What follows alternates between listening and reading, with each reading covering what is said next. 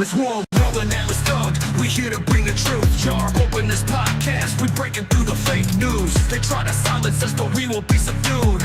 We're bearded alpha males here to save the youth. Spitting fire on the mic with the bass Christian takes. Exposing the lies, keeping the demons at bay. We ain't afraid to speak up.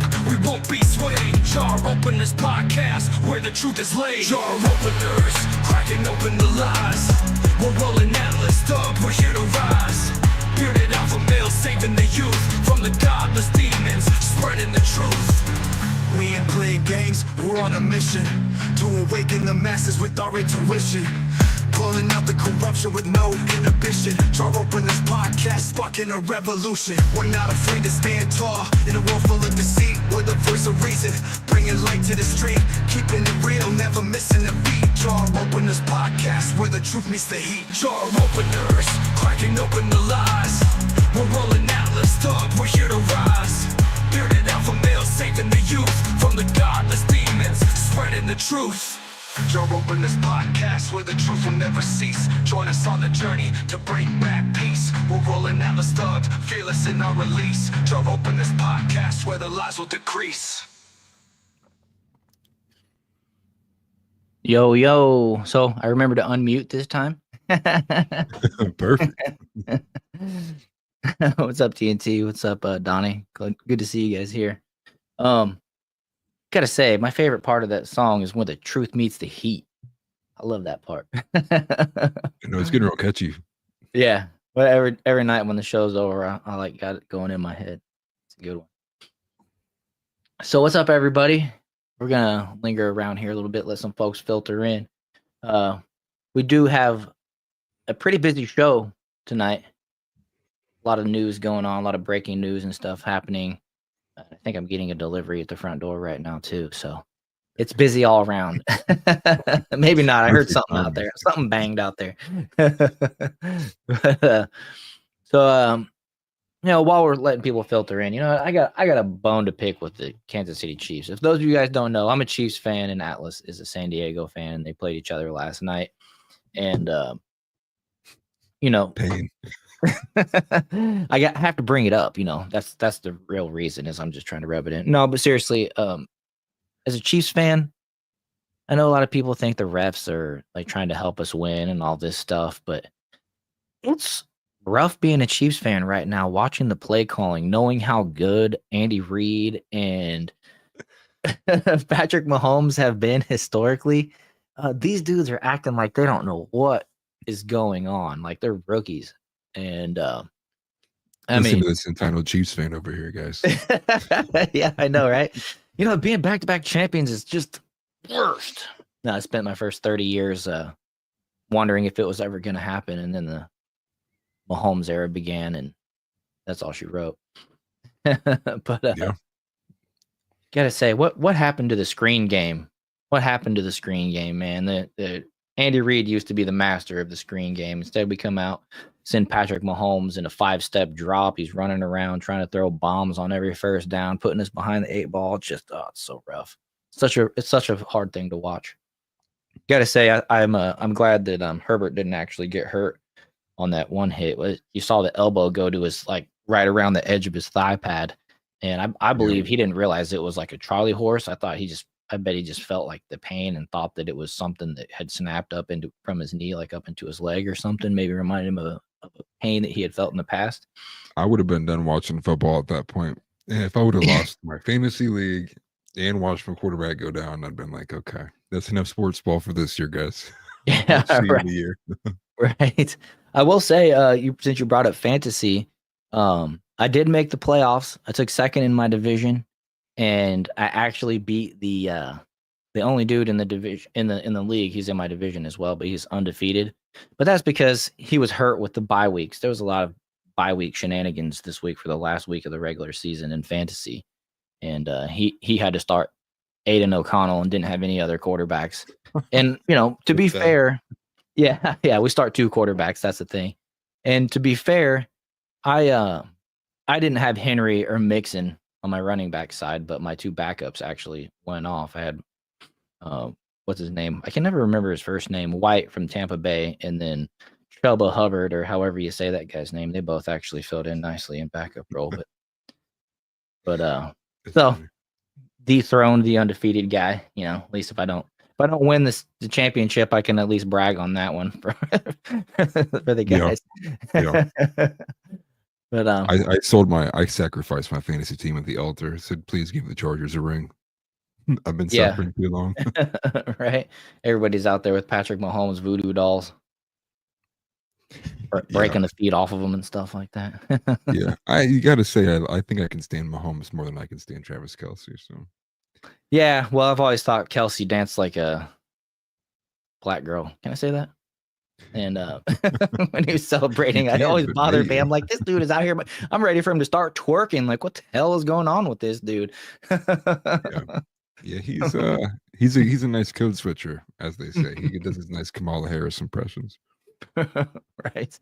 Although I think he's like trying to be like the Walter Payton Award recipient this year, trying to be the humanitarian.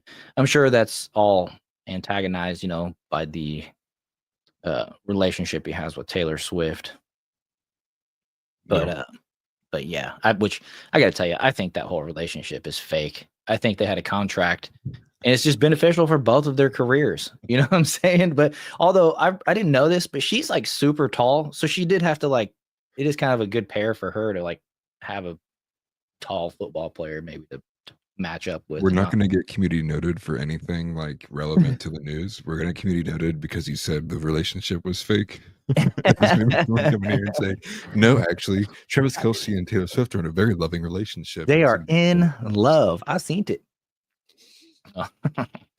No, but tonight we're gonna do some updates on the alleged assassin in the United Healthcare CEO assassination. They think they caught the guy, and I'm gonna be honest with you. I'm gonna kind of go on the learning process with you guys. Atlas knows a little bit more about it than I have. It's been just a busy day, still trying to get back to this new routine. And with Christmas coming up, I feel like I should just take a break from the dailies and just focus on the podcast, the lives for the rest of the month. It would really like make my life easy, but got to pay the bills, so it's yeah, it's a conundrum. Then we're gonna get back into the Daniel Penny story that we've been following. Jay-Z has been named in the Diddy refiling, so we got some news on that. We might get into the whole Assad Syria thing. We were hoping that Dan McKnight would be able to join us again on short notice. Obviously, he's not here, so it couldn't happen tonight. It was short notice though, but we're trying to get him on to come back in soon so that he can talk about that. I feel like he needs to be a part of that conversation. Let's see what else we got here. Trump says he will not prosecute Biden and says his retribution will be through success. Excuse me. I was reading thorough in my head, but it wasn't computing. See, still not buffering. working. Still not working. Joni Ernst to back Kash Patel and Pete Hegseth. That's a 180 from what we were originally hearing. And then we got some other stuff too. And Trump announcing RFK will investigate the link between vaccines and autism, which saying the V word is always a sketchy thing here. You just can't say that they don't work, so we're not saying that. And then Tim Walz's daughter says, avoid dating men who listen to Rogan. That's funny because I don't know. It's probably in here. Let me see. Yeah, the response from Kaylee Guerrero was really funny. I liked that. Yep. And then, yes, there is another $1 billion going to Ukraine. So we got a full slate. We'll see if we can get through it all in the next 2 hours. I see JB, TNT Cycles, Donnie, and that's all I see in chat so far. So anyways, appreciate you guys for being here.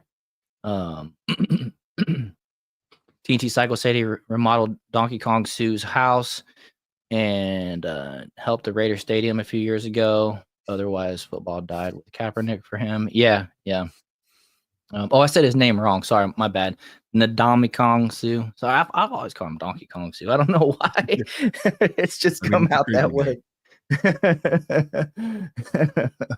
That's pretty cool. TNT. I did some work on a couple guys' houses. When I used to clean ductwork, I was there's a guy that used to play fullback for the Chiefs, Tony Richardson. We worked a couple days on his house. He was a really nice guy. And then I cleaned what's his name? Mike Sweeney, old Royals baseball player. Started off as a catcher. I did his ductwork on his house. It was cool because when you're cleaning ductwork, you got to go to every single vent. And these dudes own giant houses with vents in their big old walk-in closets. And when you go into their walk-in closets, you see like their jerseys, just like massive rows of them, and every kind of jersey and stuff. And it's like as a fan, you're like, man, this is awesome. You see his all-star jerseys and stuff, and you're like tempted to start like looking through. I mean, it's not professional, and I didn't do that. You take a couple, you're like, he'll not notice. Yeah, unfortunately, Mike wasn't there whenever I was doing that. He was in the middle of spring training that particular season, but it was cool. It was just cool, getting to see the ins and outs. You typically you see the living room, the kitchen, the bathroom when you go into these folks' house, if you do. But the line of work I was in gave me access to everything, so it was cool. It's always fun. I don't know. I've always been a nerd when it comes to meeting like pro athletes and stuff like that. Which, by the way, I got to brag. I don't know. This is kind of cool. John Rocker, he followed me on X the other day. He's a hot-headed ex-pitcher for the Royals, or not the Royals, for the Yankees. I think the Braves as well. He's been killing it on X lately, so I thought that was kind of cool. I had to brag on that one. Anytime somebody that's semi-famous, I got to brag. You know what I'm saying? Yeah, you got the connections. Nobody likes me. Well, I got to say, I think the coolest one was when Scott Pressler followed me. Yeah, the persistence, I think is what he calls himself. Yeah, the persistence. TNT said I'm 6'2", 230.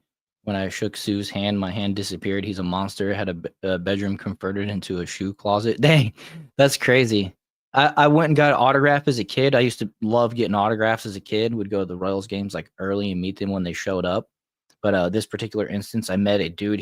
I think he was a defensive lineman. Maybe he was an offensive lineman for the Chiefs. His name was Vaughn Booker. And I was a kid. I was like maybe in middle school. I shook his hand and it was like grabbing his finger. Their hands are like catcher's mitts, man. It's crazy how big these dudes really are. And then when you think about the fact they can run 40-yard dashes in like, less than 5 seconds, 5 point whatever, it's like that's some serious athlete right there. Let's see here.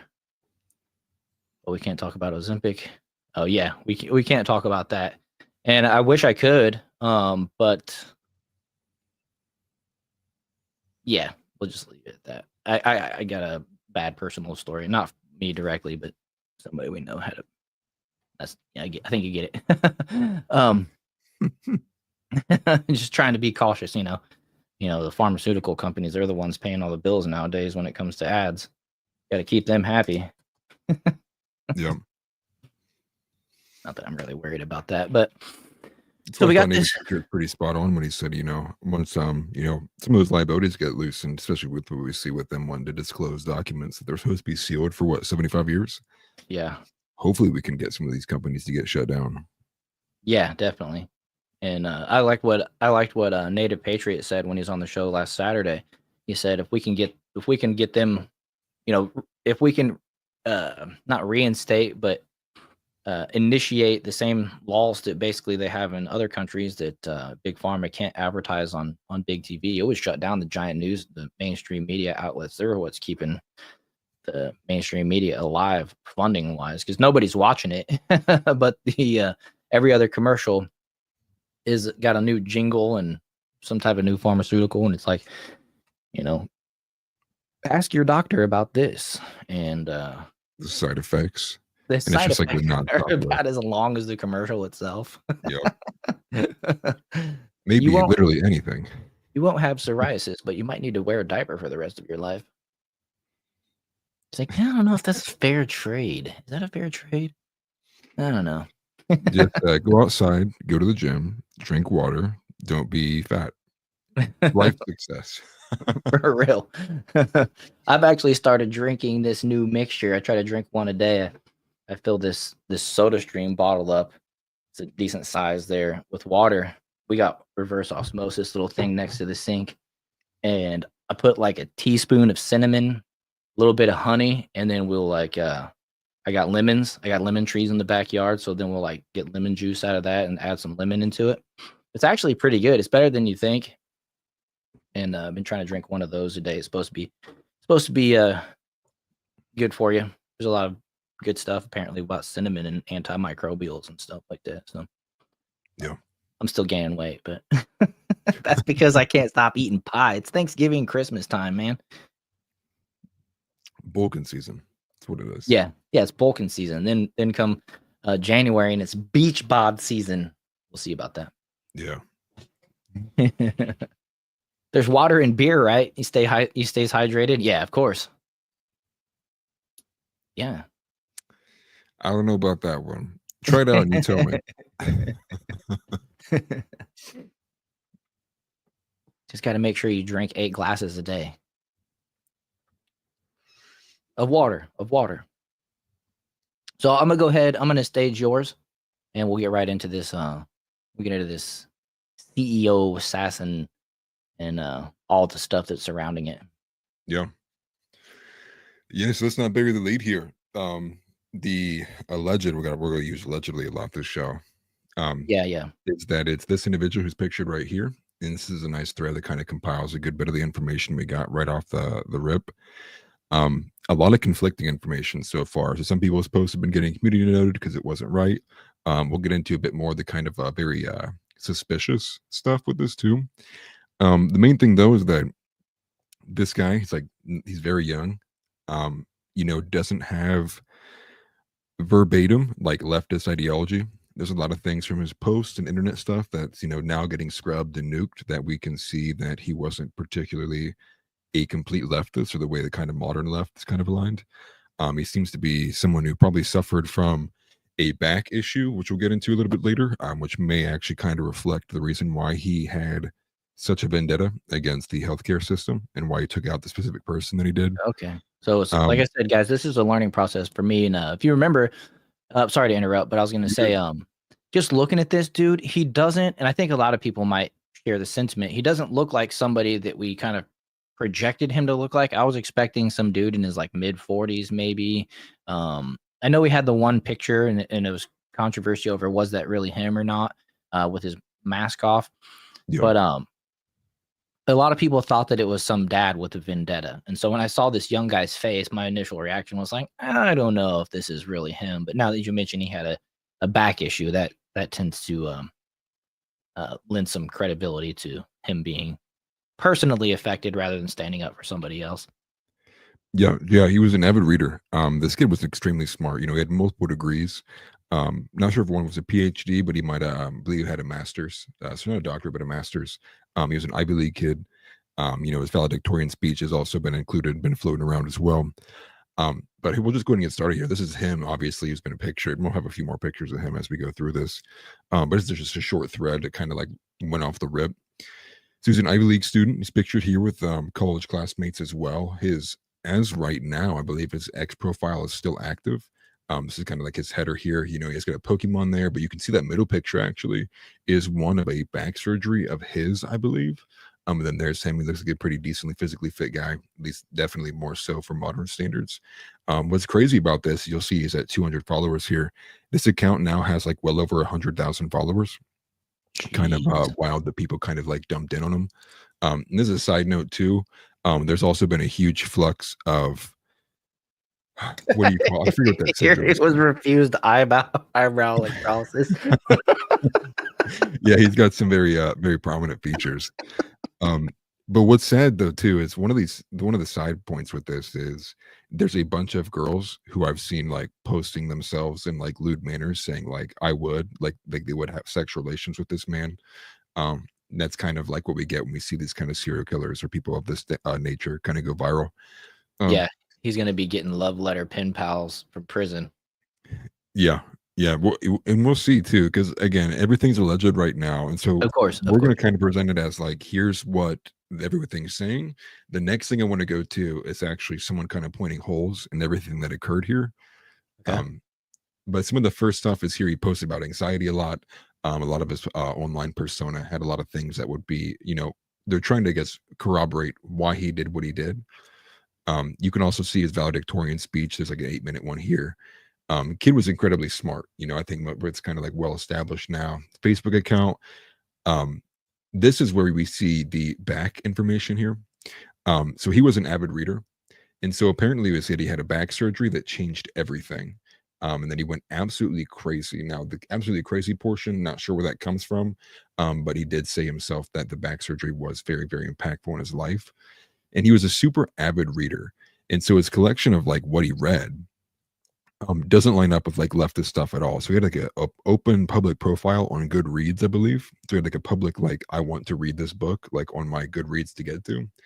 And a lot of stuff pointed to how to get away from back pain and such, which I think is maybe kind of an opening point to be like, maybe this is what began his demons with like the healthcare system. Maybe he got denied claims, started going like, failing out financially, but I haven't seen anything that speaks to that yet.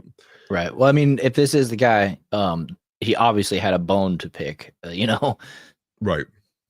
So we just don't know what it is that. Yeah. What was the specific reason? Yeah. Mhm. And yeah, you can see more pictures of him. Guy, I mean, he clearly looked like he was in shape. It looked like a good kid. This is one of the more reflective of leftist ideology here, actually. Is that he actually wrote, violence is necessary in an Amazon review of the Unabomber, Kaczynski manifesto. And I won't read the whole thing, but you can see there in the highlighted portions, there's his name there at the top. And so, okay, this actually got community noted. Okay, so the community note says here that he didn't actually write these words, but he quotes them and says they're interesting. And so I believe actually, if you read into this post here in the quotations, is he says a take he found online that is interesting. So he actually is just highlighting an online take that he saw from someone else. So I guess he didn't write these words verbatim, as community notes is pointing out here, but that he actually highlighted it and said it was interesting, which you could also take to an illusion of saying, that he may also agree with this too, but at least something that he finds to be intellectually interesting regarding the manifesto from the Unabomber. And so one of the more things that kind of came out recently was that he's actually a cousin with the city Maryland state delegate, Nino Mangione, who represents District 42A. He is a Republican. And so I'm sure that we'll be seeing a bit more possibly about this guy and if there's any kind of connections relating to him. Yeah. And some of the more fishy stuff, as we're going to get into it, is the actual, like, how it went down when he got arrested. But the gun and the fake ID that he had when he was apprehended at a McDonald's with all of this on him. He literally had the gun, the suppressor, the manifesto, fake ID. So that part kind of raises some eyebrows, but we'll get to that post in a second. Okay. One of the last quotes that he liked on Goodreads is from Dr. Seuss, the Lorax, and it says, "Unless someone like you cares a whole awful lot, nothing is going to get better. It's not." So once again, kind of indicating and alluding to that if you're not the one to do something, nobody probably will. And so I think that kind of speaks to a possible motive for why he did what he did, allegedly. And so there's like reviews from the McDonald's he was arrested at, calling it a rat den and a police haven. McDonald's is full of rats, which is odd. And obviously a lot of this stuff may be getting astroturfed in the meantime. People are obviously taking the news and maybe publishing fake information. We're probably going to get a lot of that with this. Mm-hmm. And this kind of really pretty much the end of it here. That's some like the opening information on that thread there. What I wanted to take attention to is actually switch over to this, which I think Proving Bull, no idea who this is, but he makes some good points regarding what occurred. And so obviously he's an Ivy League grad with degrees in computer science. He's an avid reader and an active contributor on GitHub. It states here that he's got 130 plus IQ, but he took his mask off at a Starbucks to flirt with an employee. An hour later goes and then calmly kills the CEO, allegedly, of a major healthcare company, rides away on a bike. Then the next week, goes to a McDonald's where he brings the murder weapon, the fake ID he used to check into a hotel, and the written manifesto on how horrible American healthcare is. And then he somehow gets identified by the cashier after he sits down. He works on his laptop until police come inside the McDonald's, sitting there with the ghost gun and suppressor he made himself. Gotcha. So just by the matter of the way he was arrested after being like not found for 5 straight days, when it was like an entire manhunt for this individual during that whole period, raises some eyebrows with people. Mm-hmm. I think if you were asking me, Dude, you're so smart. How could you be so stupid? Yeah, well, especially avoiding it for 5 days, but then taking everything with you and then sitting in a McDonald's. It could also speak to the fact that someone who maybe wasn't ready to get away with something of that nature and didn't really know what he was going to do if he did end up getting away, and then just made a mistake. But I think again, a lot of this stuff in regards to, I guess, really just being seemingly being so calm and smart about what occurred, and then being gone for 5 days, no one finds you, and then easily being found does Yeah. raise eyebrows on its own. And so I think a lot of people are pointing this out. Obviously, this is 3 million views. I think a lot of people think similarly to this as well, just based on the impressions and the likes here. Um, the later thread in this comment here says he goes to a park and ditches a backpack full of Monopoly money, but not the murder weapon. And I don't know if we actually alluded to that earlier when we first covered this, but the backpack that he did have on him was full of Monopoly money, or at least allegedly, it's what the police had said. And that's what he ditched in a park. And that's But what he kept that's what everything they else. found in the park, like pond or whatever. I know they had like divers searching for stuff. Is that what was found in Yeah, and these that's all that divers? was in it, was Monopoly money.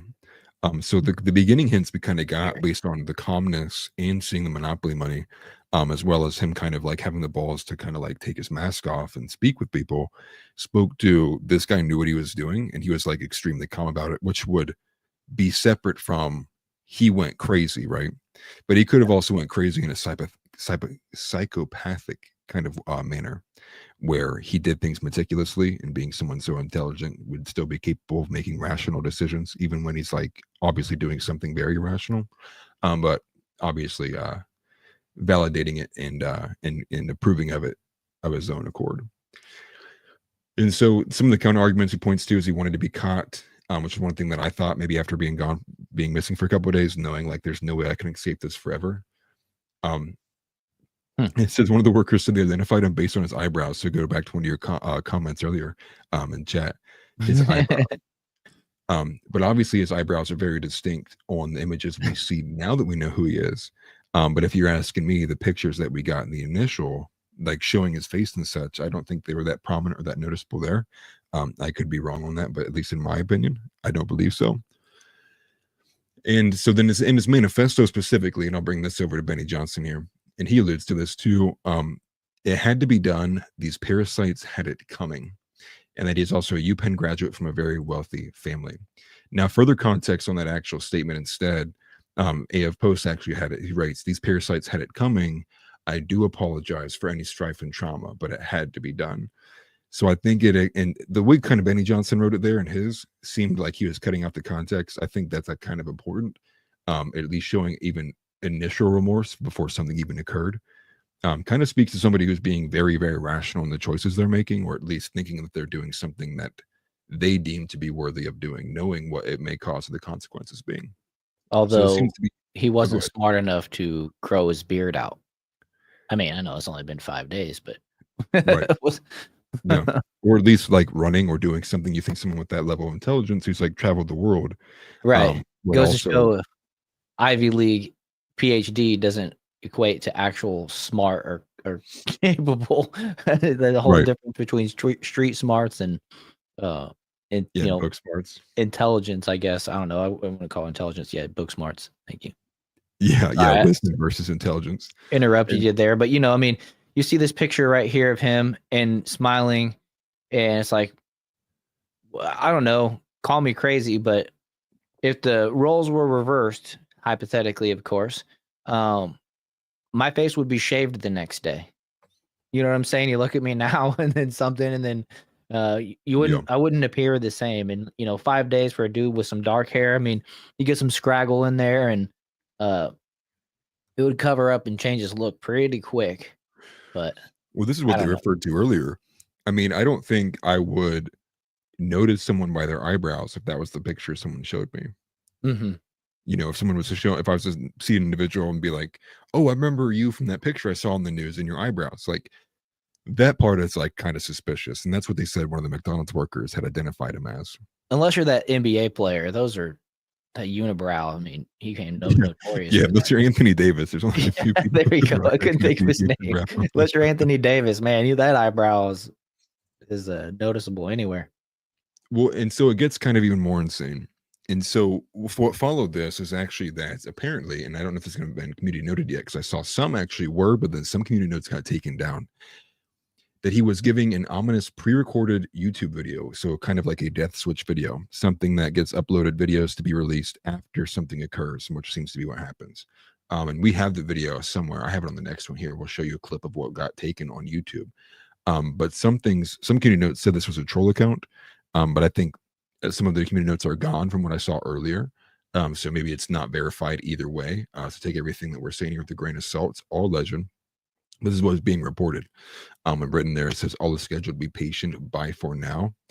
I don't know if it's included on one of these later ones, but it actually flashed a date. It said December 11th. It flashed it just for a second on this video, and it might be on the one from DC Drano. And so DC Drano follows up and says it's getting weirder.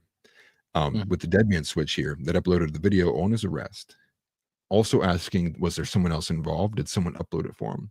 Might want to bring them in for questioning. And so you can see here's a little snippet here. I don't believe there's any sound on it at all. And so it says, if you see this, I'm already under arrest. The truth, and it's a countdown. And it doesn't do anything besides count down, but I think we might see the December 11th pop up right there, if I can catch it. He didn't even catch it on this video, but I saw it there, right there at the bottom corner. It flashes December 11th. Now, I do see that barely. It's underneath the bar. Yeah, it's like maybe a hint that that's when the next video will get posted, or maybe then something else kind of crazy will occur, or maybe that's a alleged date that someone else is going to be hit or assassinated. Unsure. That's funny. Just me made a comment, and I was noticing that too. It looked like the guy's teeth were like turned, like his front tooth was like his front two were actually like over one. Can you go back and pull that picture up? Let me see. Is it this one right here? I'm not sure. Let me see. Was there another one? I know you're kind of strong. There's another picture here. I think there was one that was even more zoomed in. This one. I think those are the two I pulled up so far. Although they do seem slightly different from each other. That looks a lot more normal. But I will say, he does have some big teeth there. Huh. Yeah, small teeth next to the big teeth. Yeah. I do notice that actually. It seems like these front six teeth kind of are very, very large compared to the rest of his mouth. Like they go up higher than his gum line. Yeah, if you actually go to this one, it's a bit more noticeable. If you can see this kind of section of his teeth here. That's actually kind of wild. Maybe he did have some more than just back problems in terms of health issues. Maybe he had some kind of like partial overbite that only affected part of his mouth. I'm looking at that on my big screen, and it almost looks like it's photoshopped. Yeah, like the teeth kind of pasted on top of it. Yeah, they're almost like a shade lighter. It gives a very, and this not to be mean by any means, but it looks like it's very like a mouse, like a rat, kind of have like a very massive like group, like forgive me, like front teeth. Yeah.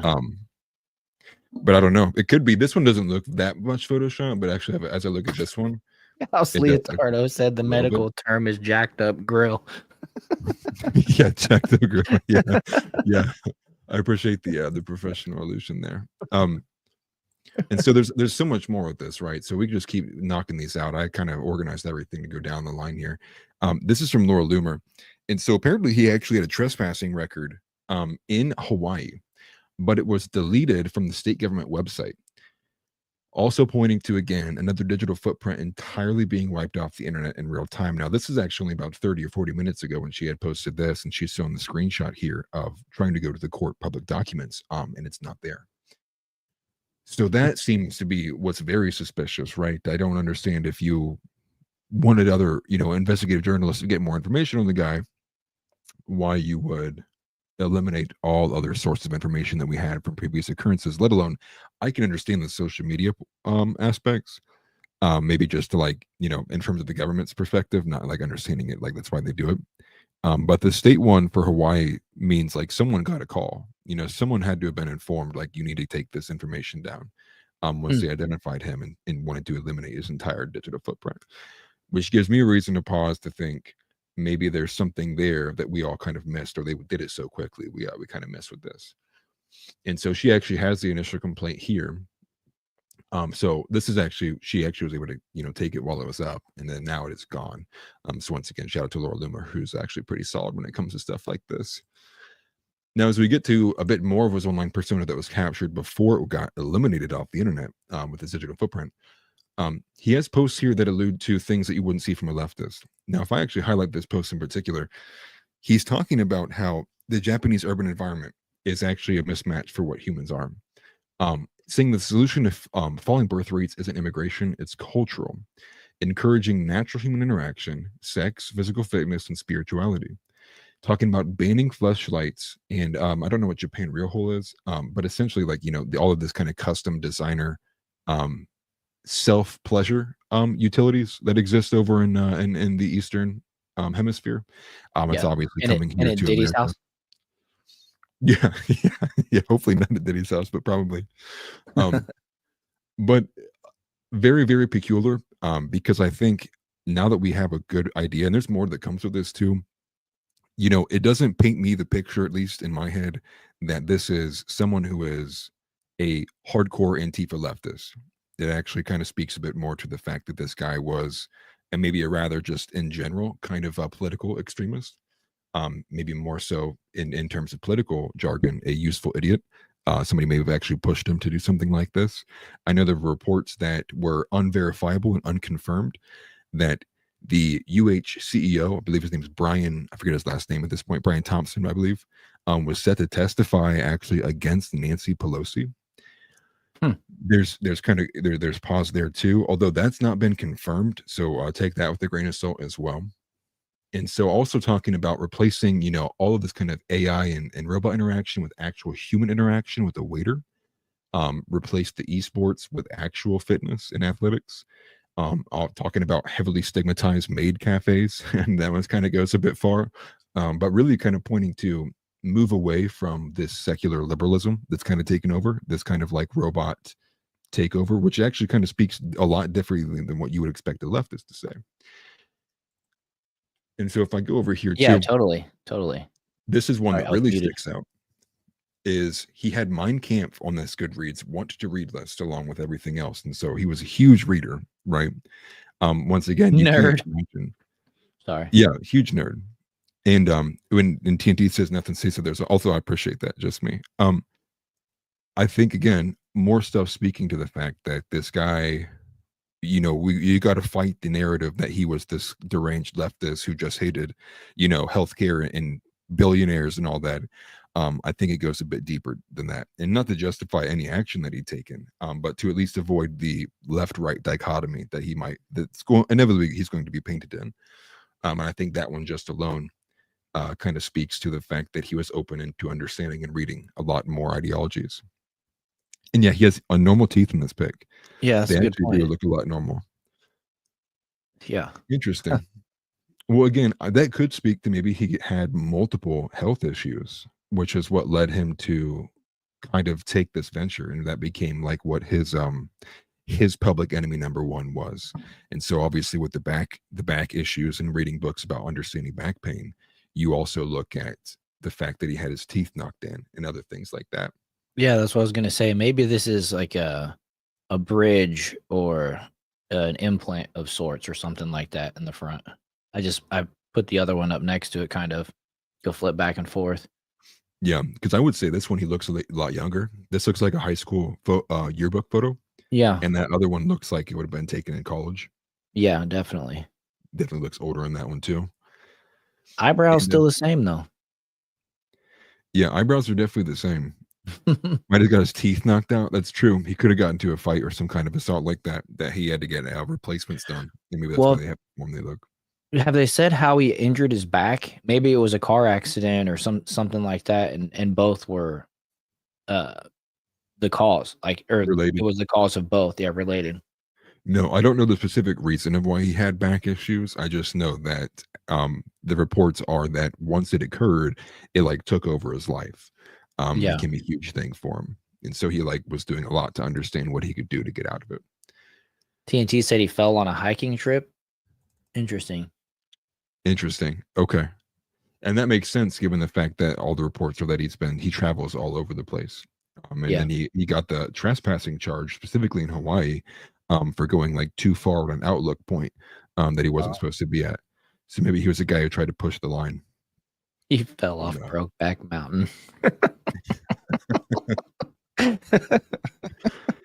I mean, what's funny is there's a bit more that I didn't include here of other Facebook comments that he had, where he was like, he was a not in the terms of like what you're thinking, but he had definitely spoke to the fact that he was single. He wasn't dating women at all, which is kind of wild to think that now that this has gone public, a lot of what we'll see in the coming days. I mean, if you're on X as much as me, all of these females. I saw one today earlier of a girl who quoted a post with her like facing the mirror, with her ass out. And so there's a lot of this stuff that kind of speaks to that kind of there's a name for that kind of like symptom or syndrome where women want to be with guys who are violent. Yeah, it's wild.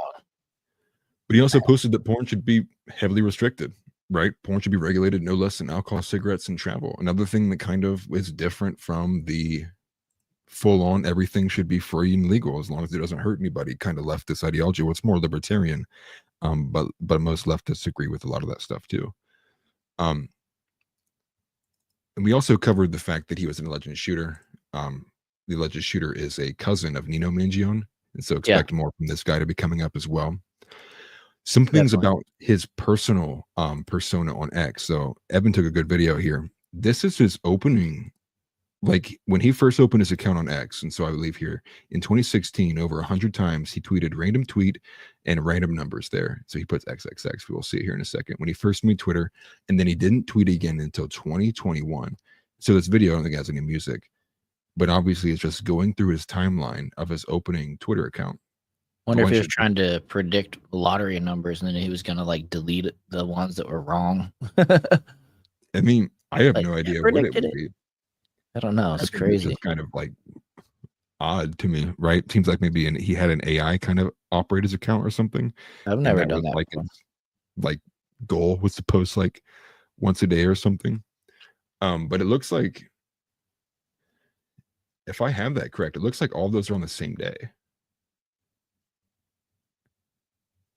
Right? Is it the 14th of April 2016? Yeah. 14, 16, August. Yeah. Looks like all the same day. Hey, what's up, Jamie? That's actually kind of wild. He just said in April, but that looks like that was all on the same exact day. Yeah, that's crazy. He was trying to predict the lottery numbers, then he was going to go and delete all the ones that were wrong.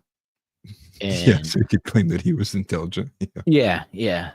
Or he was like Nostradamus or something like that. Yeah, exactly. He's trying to put a little feather in his cap that he was able to predict the lottery numbers. And I wonder if this is just one of the last ones that I got here. I got one to share too when we're done with this one. Okay, good.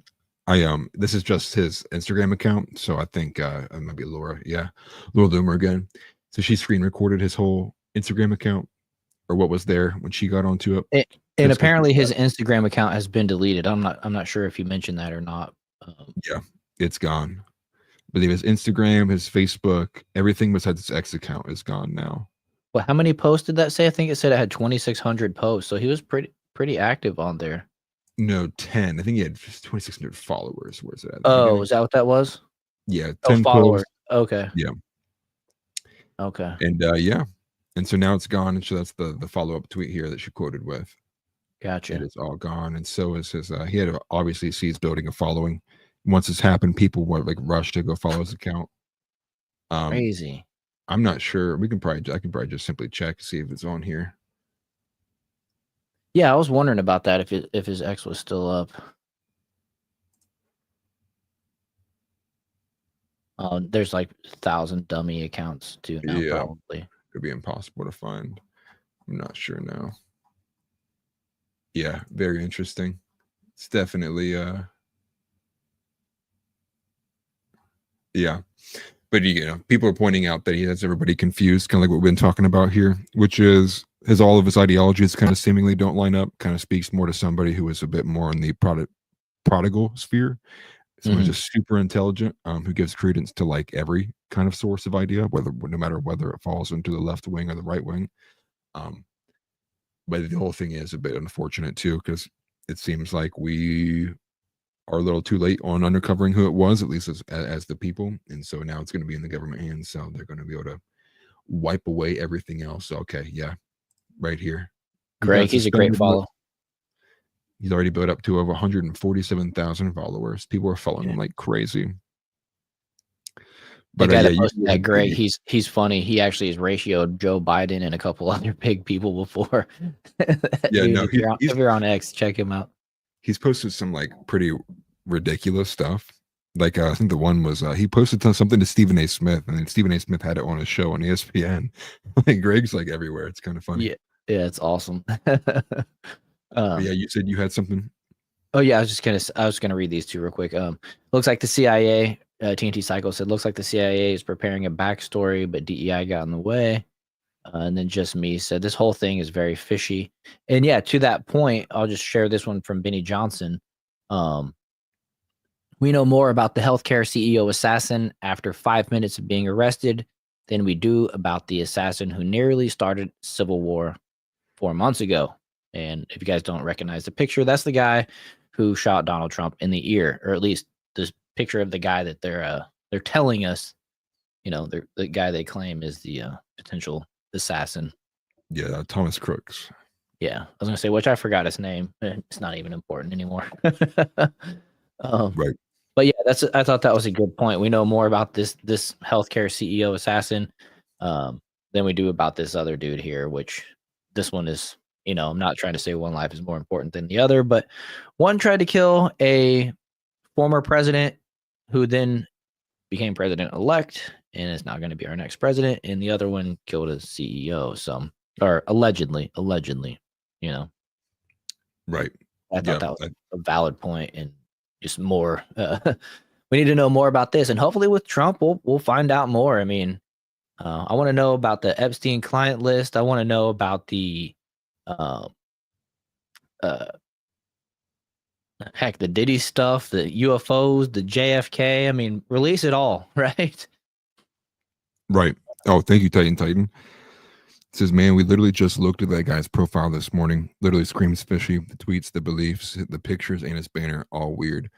The one thing I will say is I thought the banner picture was weird. I don't know if I have it, if I can pull it back up again. Let me see. It's on one of these.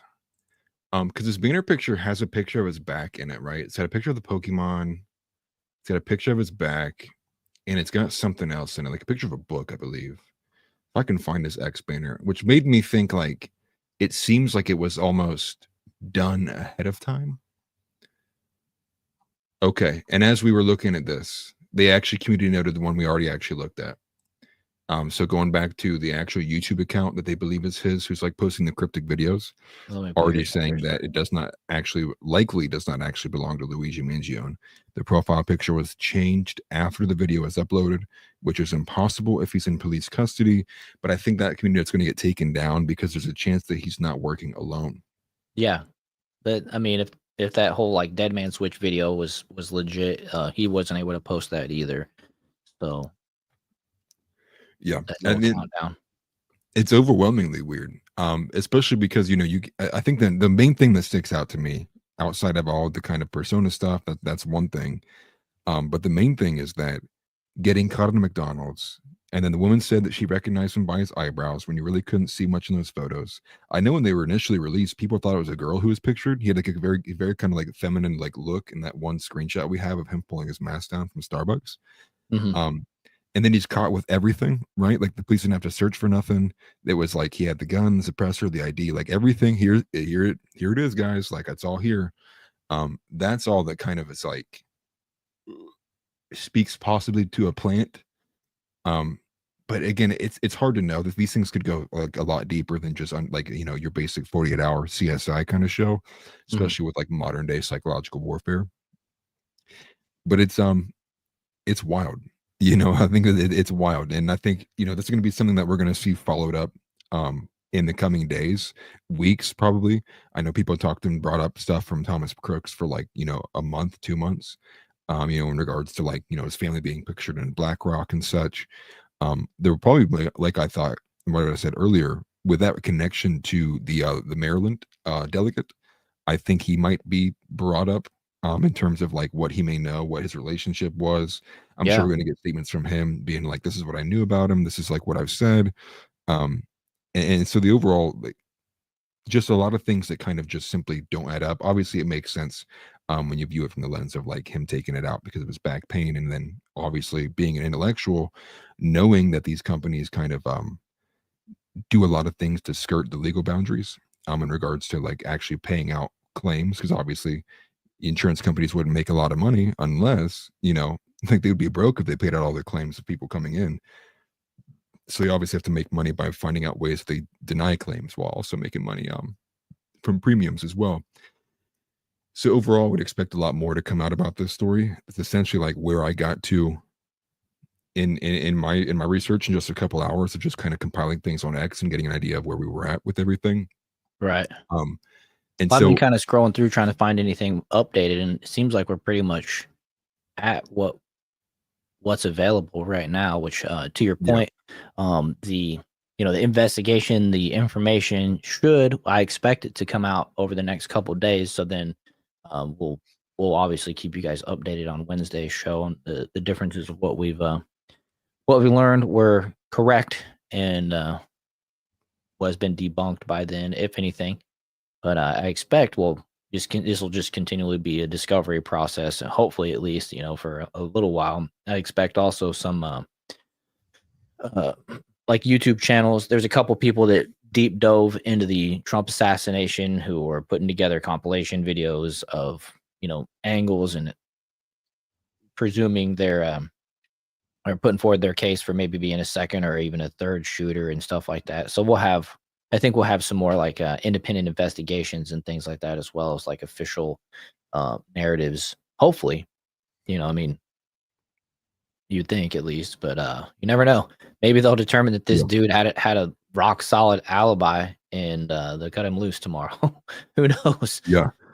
Well, I think, one of the main things I wanted to say too is like, don't let this distract you from the fact that the CEO his company was going to be investigated over illegal practices. So obviously, feel bad for the CEO and for the way that it occurred. Obviously, though, he, well, what's the right word for that? Not a rug pull, but they were supposed to disclose the fact that they were being investigated for illegal practices in regards specifically to their rate of denial of claims. But they chose not to.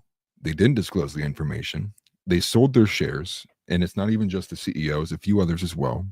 Sold out their shares, made millions of dollars, and then dumped it on to the shareholders, then disclosed that they had been involved in these practices. The tank stock, I believe, was like $25 billion. So all the Yeah, people who had bought into the shares and whatever this was attached with index funds as well as that mutual funds, they got caught holding the bag. So this Brian Thompson individual isn't like a champion of morality or was just like this nice CEO who was just did really well in life. It's like there's a bit more to it than that kind of goes to the higher echelon. And there was more than just the CEO. There were other people who were on the board and who were involved who also sold their shares out because they were aware that they were about to disclose the investigation. So they wanted to ensure they didn't lose their equity in what they had built up.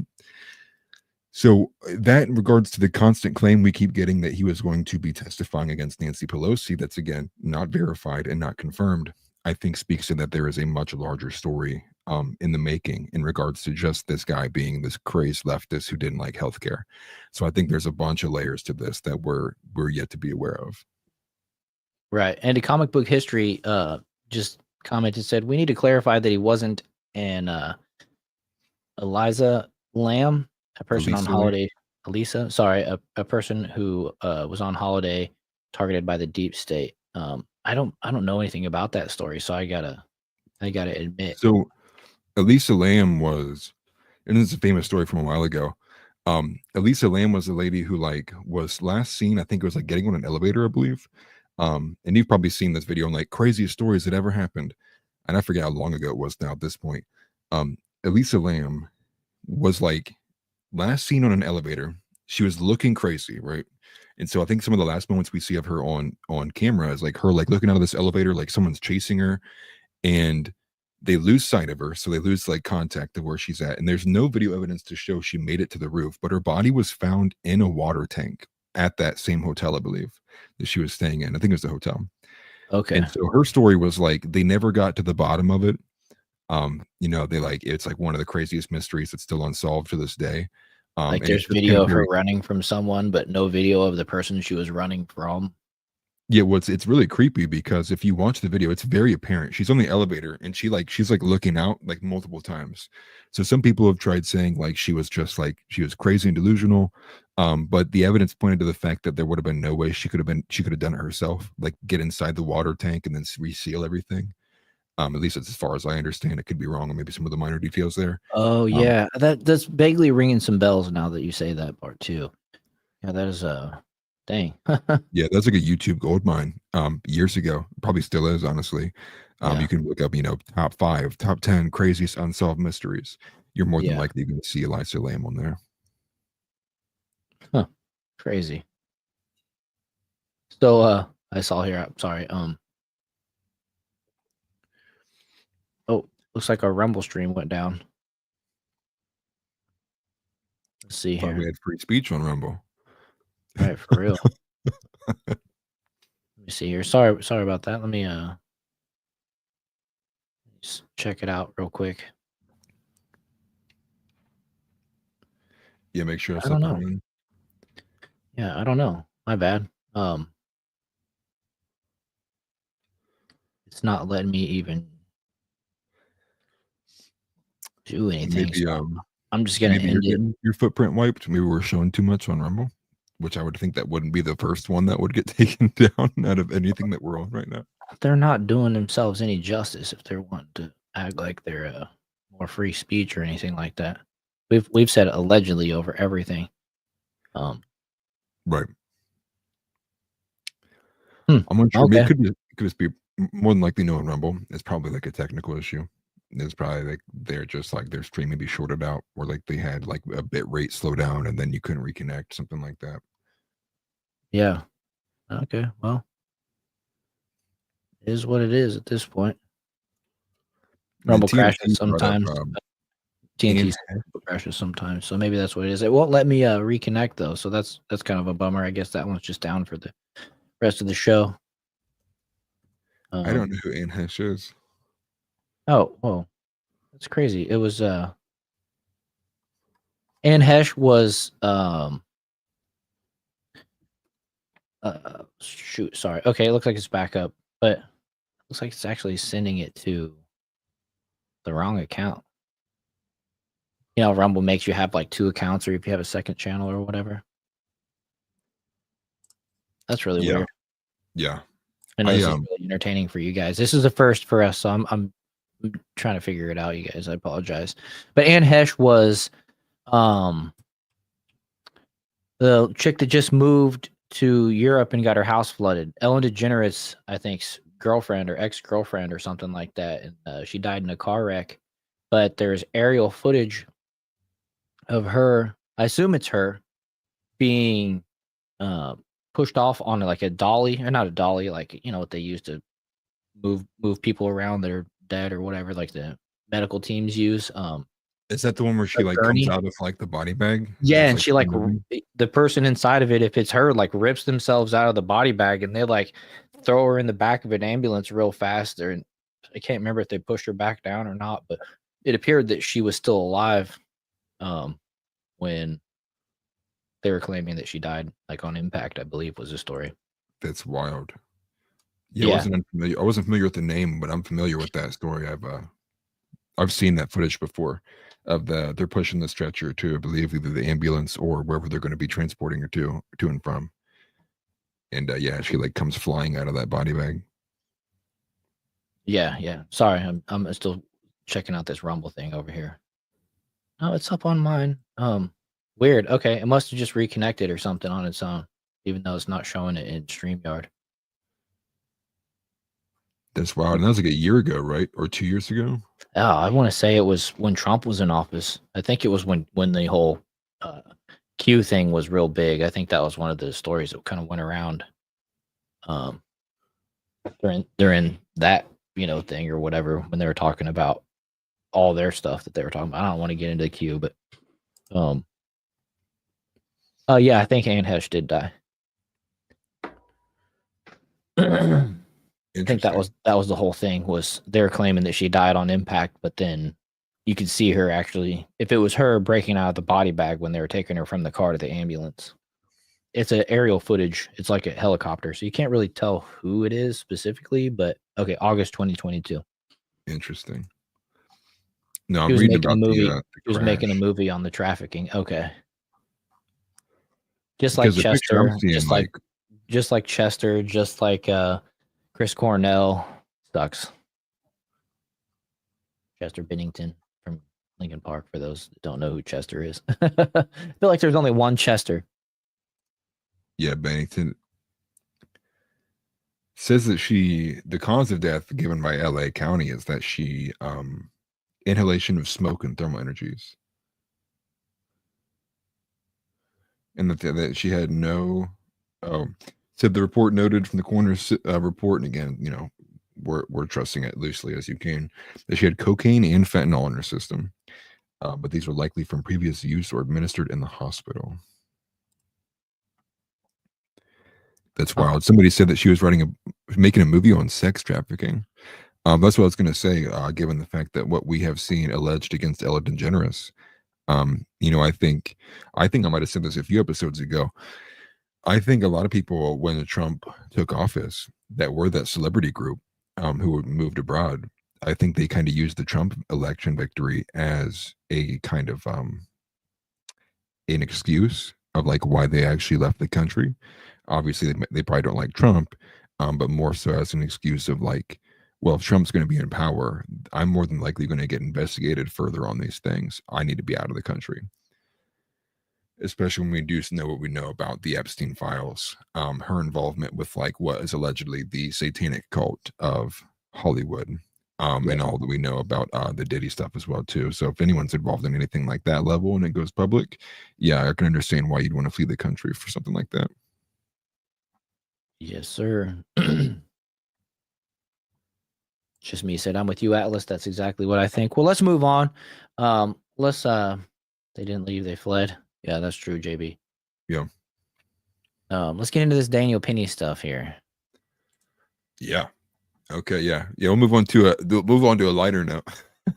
yeah. Because I want to make sure I don't bury guilty. this lead either. We spent a full hour on that first topic. So, well, not the full hour. I had to vent on the Chiefs. Yeah. We get it. It's like a New England Patriot fan complaining about something, right? No, I wish. We've got this one here. We're going to start off with Matt Walsh. Praise God, despite the best efforts of the judge and the prosecutor, justice has prevailed. And it's a retweet from Libs of TikTok. Breaking: Daniel Penny found not guilty of negligible homicide. His other charge of manslaughter was dismissed last week. And we covered that. Well, actually, we didn't. I think we started on it, and then the conversation just organically moved on whenever we had Native Patriot on. But oh yeah. Sorry, I was reading a comment there. That's true, just me. The first topic did have a lot to unpack, and so does this one. So does this one too. So we got a whole list of stuff that we're going to go through with this one, and we're probably not going to get through the rest of the stuff. We'll just see, because we want to make sure we're as thorough as possible. Yep. And so if you guys remember, last Friday, the jury, after 2 attempts, could not come to unanimous decision to rule him guilty, Daniel Penny, for the first charge, which is manslaughter. And typically in cases like this, when I should go back. And so when they couldn't come to an agreement, the judge threw out the manslaughter charge, and that was charge 1. And typically in these cases, from what I understand, when charge 1 is thrown out by a judge in this manner, they typically will throw out charge 2, right? Or charge 3 or whatever. But that's not the case. Daniel Penny got the special treatment, and It's because they wanted to nail him to the wall, right? And so they moved on with pursuing charge 2, which was this negligent homicide, and I believe that had a 4-year sentence potential. I think that was the max, was 4 years or something like that, or whatever. That was the number that I read associated with it, was 4 years. And so now Monday they reconvened, and the jury went ahead and ruled him not guilty. And so there's been a huge backlash over this. Hopefully we're not headed to summer of love type of mostly peaceful protests, but I mean, that's yet to remain.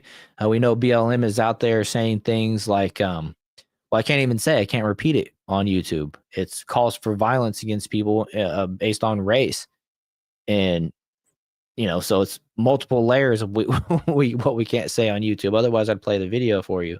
But just to be safe, it might be admissible because we're just reporting what is being said, but I'm just going to play it safe to make sure the stream stays up and all that. But I think you guys understand. They're basically they're saying they were targeted, he was targeted, and what are they going to do about it? And we need to meet up and discuss this type of thing. And so as he just me said, not guilty is the right call. Praise the Lord. Yes. A hint of hope in the criminal justice system, but I'm still I'm still not proud of what's been going on with our criminal justice system. The fact that they pursue all these charges against Trump, the fact that they took this one so far. I mean, they've ruined Daniel Penny's life over the last year or so. Whenever this happened, do you remember when this actually happened? Seems like it's been easily a year.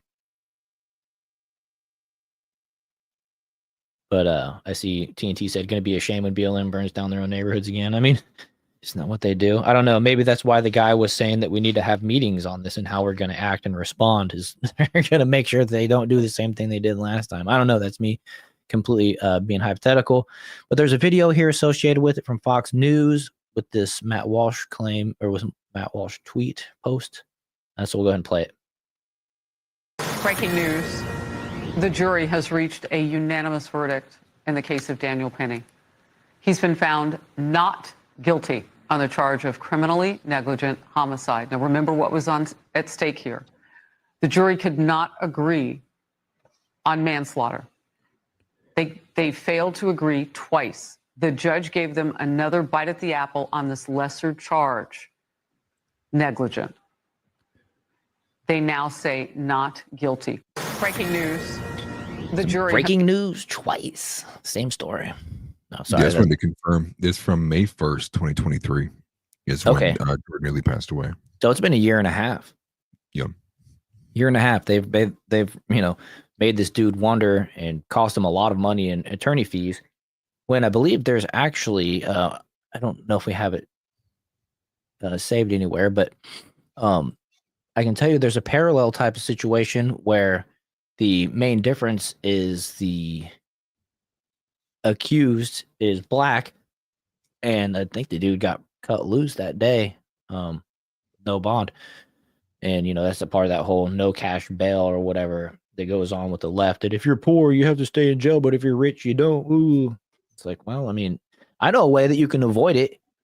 Don't commit crimes, and in New York, don't come to somebody else's rescue.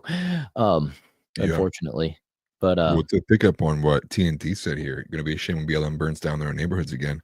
I saw a hilarious tweet from Andrew Tate of all people, that said, you guys know what to do. You guys know what to do, and you guys know where Foot Locker is. Let them know how you feel about Daniel Penny. It's just, that's what we're going to see. They view it as a systematic thing. So they view it as now it's a green light to go and annihilate Foot Locker and steal shoes. We saw this with the Summer of Love as well, where strip malls are being stripped, for lack of better words, looted. It's just unfortunate, man. I can see it coming, and we have a few of these videos that are not even of just the BLM leaders calling for the violence and retaliation, but protesters already being arrested outside of the courthouse because it's just the way that these things roll. Yeah, yeah. And I mean, everybody will get let go. So Yeah, back on the street. right. Exactly. So I wanted to take a moment and actually remind people to make sure you're hitting that like button, subscribing to our channels, and you know, sharing the video. If you're over on X, make sure you follow the accounts, follow us, all that good stuff. Appreciate it. And last Saturday we went over 1,000 views. By the way, we're right at the end. We're like just approaching it, and I asked the question, and a lot of people responded positively, and it sent us over 1,000 right as the song was playing at the end. So I appreciate that. That was cool. That was a first for the show. So let's see what's next. Oh yeah, it was the Nick Sawyer I got on TV. Update: Daniel Penny reportedly smiled for the first time after being acquitted today in his trial. This has taken a massive emotional toll on him, as you can imagine.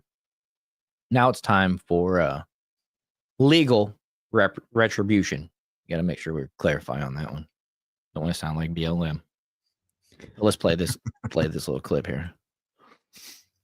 The first time we've this seen one's some quiet. real emotion from Daniel Penny. His attorneys told me this morning that this trial has Dang, you can hear the people like yelling outside.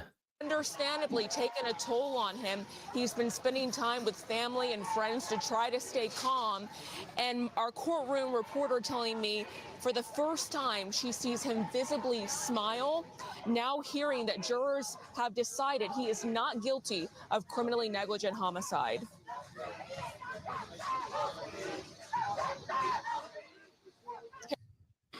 Harris, are you with me?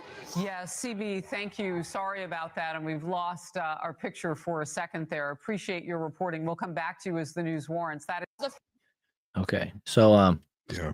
I'm seeing here sorry, Comic Book History asked what did he do? This is the guy who choked out a homeless man that was mentally ill on drugs, presumably. I mean, did they even have a coroner's report for Jordan Neely? Say that again. I didn't hear you. Was there a coroner's report on Jordan Neely? Did it come back that he was actually like on drugs, or was it just like something that people were saying? I don't even know.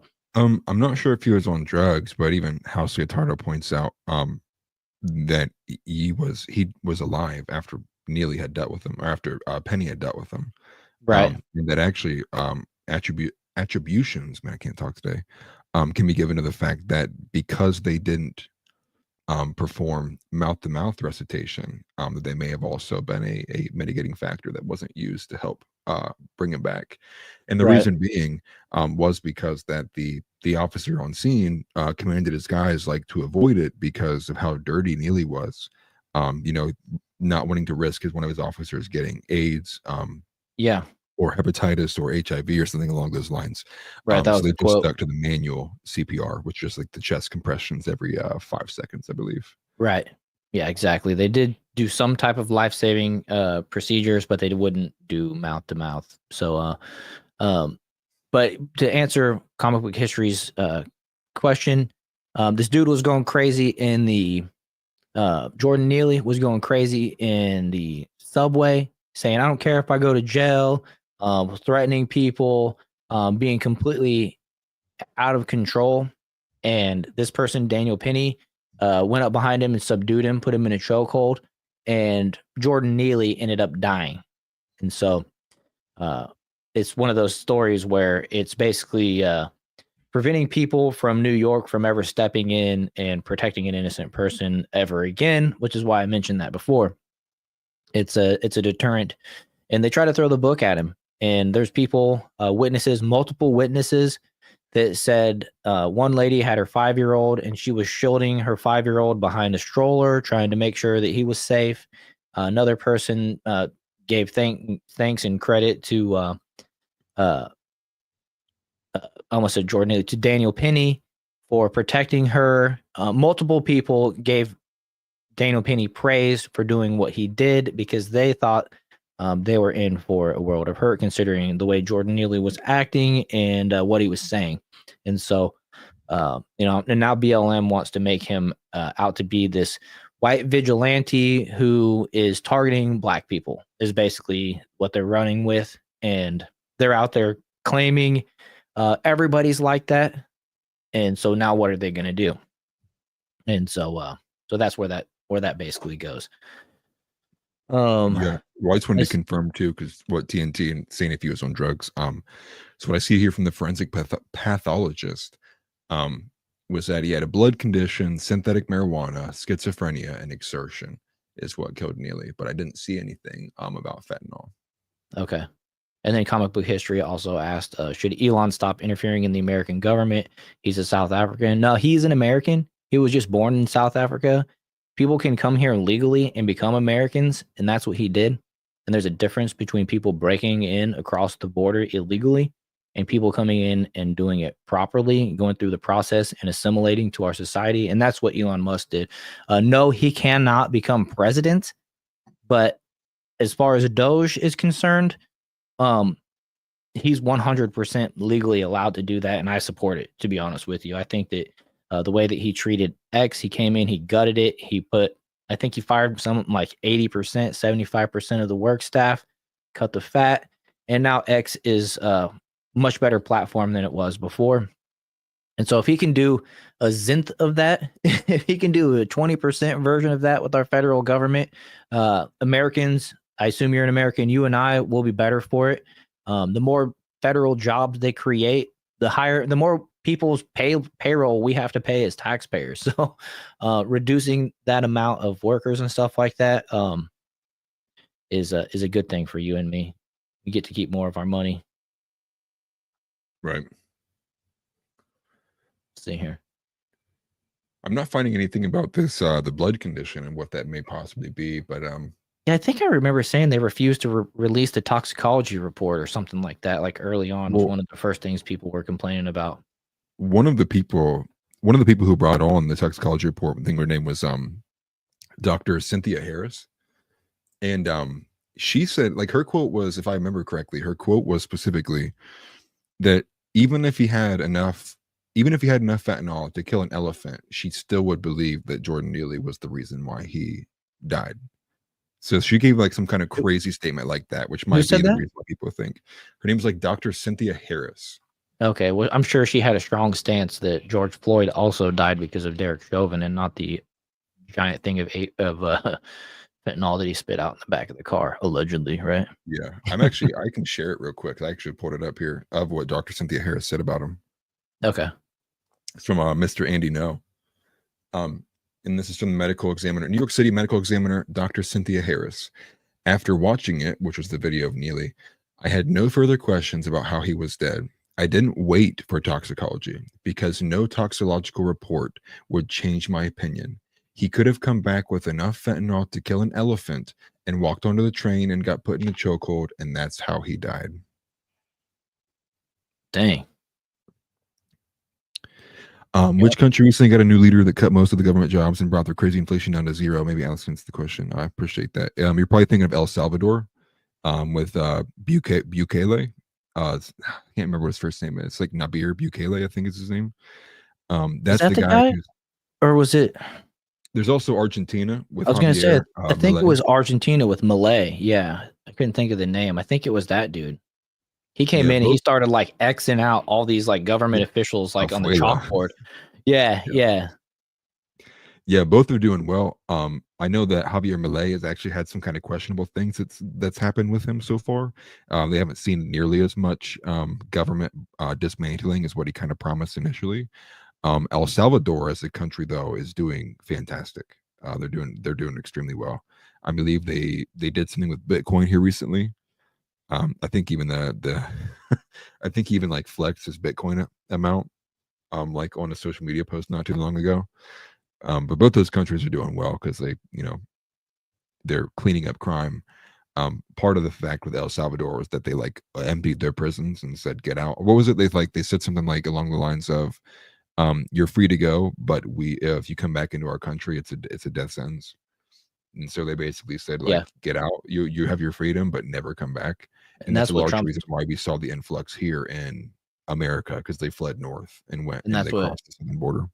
yeah. Sorry, I was cutting in early. But that's what Trump was talking about when he said they're emptying their prisons, their insane asylums, and sending them all here. Is 100% referring to that scenario right there. Yeah. Sorry, I was thinking it was lupus because that was something that was a big issue one of the ex-chiefs wives had. So I was thinking maybe that was the one you guys referring to chat. It's sickle cell, yeah. So anyways. Oh yeah, the one that affects the black population at a much higher level. Yeah. Yeah. Yeah, I'm not sure what the rate is, but it's very statistically significant. Yep. So okay, let's end stage the next thing. Let's see here. Seems to be more to the cash grab. Okay, so yeah. This is Jordan Neely's dad, who I don't want to make a big deal about this dude. Apparently he didn't raise his kid very well. Considering everything that happened with him, he didn't care about him enough to keep him from going nuts in the subway and anything else, right? But word is he's looking to bring some type of lawsuit. He wants to get paid, and then this is his response today after the not guilty ruling. I just want to say I miss my son. My son didn't have to go through this. I didn't have to go through this either. It hurts. Really, really hurts. What are we going to do, people? What's going to happen to us now? I had enough of this. System is rigged. Come on, people. Let's do something about this. Let's do something about it. Too often, we have Eric Garner's mother here. So you see the guy, he doesn't seem like he's really crying at all. And he's looking to capitalize off it. That's my opinion, right? But the big guy with the New York Yankees hat next to him, that is the leader of New York's BLM. And he's the dude that man, I want to play this clip. Hopefully you know what, we're just gonna play it. It should be okay. We're just showing you, we're telling you what he said, right? Yeah. We're not advocating for this. This dude is in the wrong. Oh, I know what you're talking about. But I know. I saw that one. I put that in the outline without even thinking. no, it's all good. I want to play it. It's just this is to inform people the magnitude of the situation from the BLM perspective. And all right. So here we go. We need some black. Oh, let me. Oh, that's as loud as it goes. So, okay. And this is, you notice Jordan Neely's dad. Oh, you can't see it. It's behind us. Jordan Neely's dad's right here behind him. Yep. We need some black vigilantes. That's right. People want to jump up and choke us. So we're gonna pause this and be as cautious as possible. But right there, he's basically calling for violence, racially motivated violence, in my opinion, right? And we'll just continue. And kill us for being loud? No. How about we do the same? And so right there, he just made a direct call. I liken this to a mob boss saying something like, I would really like to see that guy go on vacation or whatever. You know what I mean? And we know what he's talking about when he says something like that, and here this guy is being a head of an organization that has historically, enriched themselves and done nothing for Jordan Neely over the last, couple years when he was arrested 42 times. You know what I mean? Now they're coming to the rescue, and Jordan Neely is gone. So too little, too late. And then you're going to come out and say what he just said is completely out of line. And I mean, it's just insane. Like anybody that's paying attention to this story knows that Daniel Penny was acting in self-defense for innocent people. It wasn't because the dude was being loud. It was because the dude was being, violent and saying, I'm not afraid to go to jail. I'm not afraid to hurt people. Like the whole scenario. I mean, he was just 1 second potentially from doing damage to innocent people just trying to ride the subway. And so, Well, that's why I think it's more so a cash grab with these people. Yeah.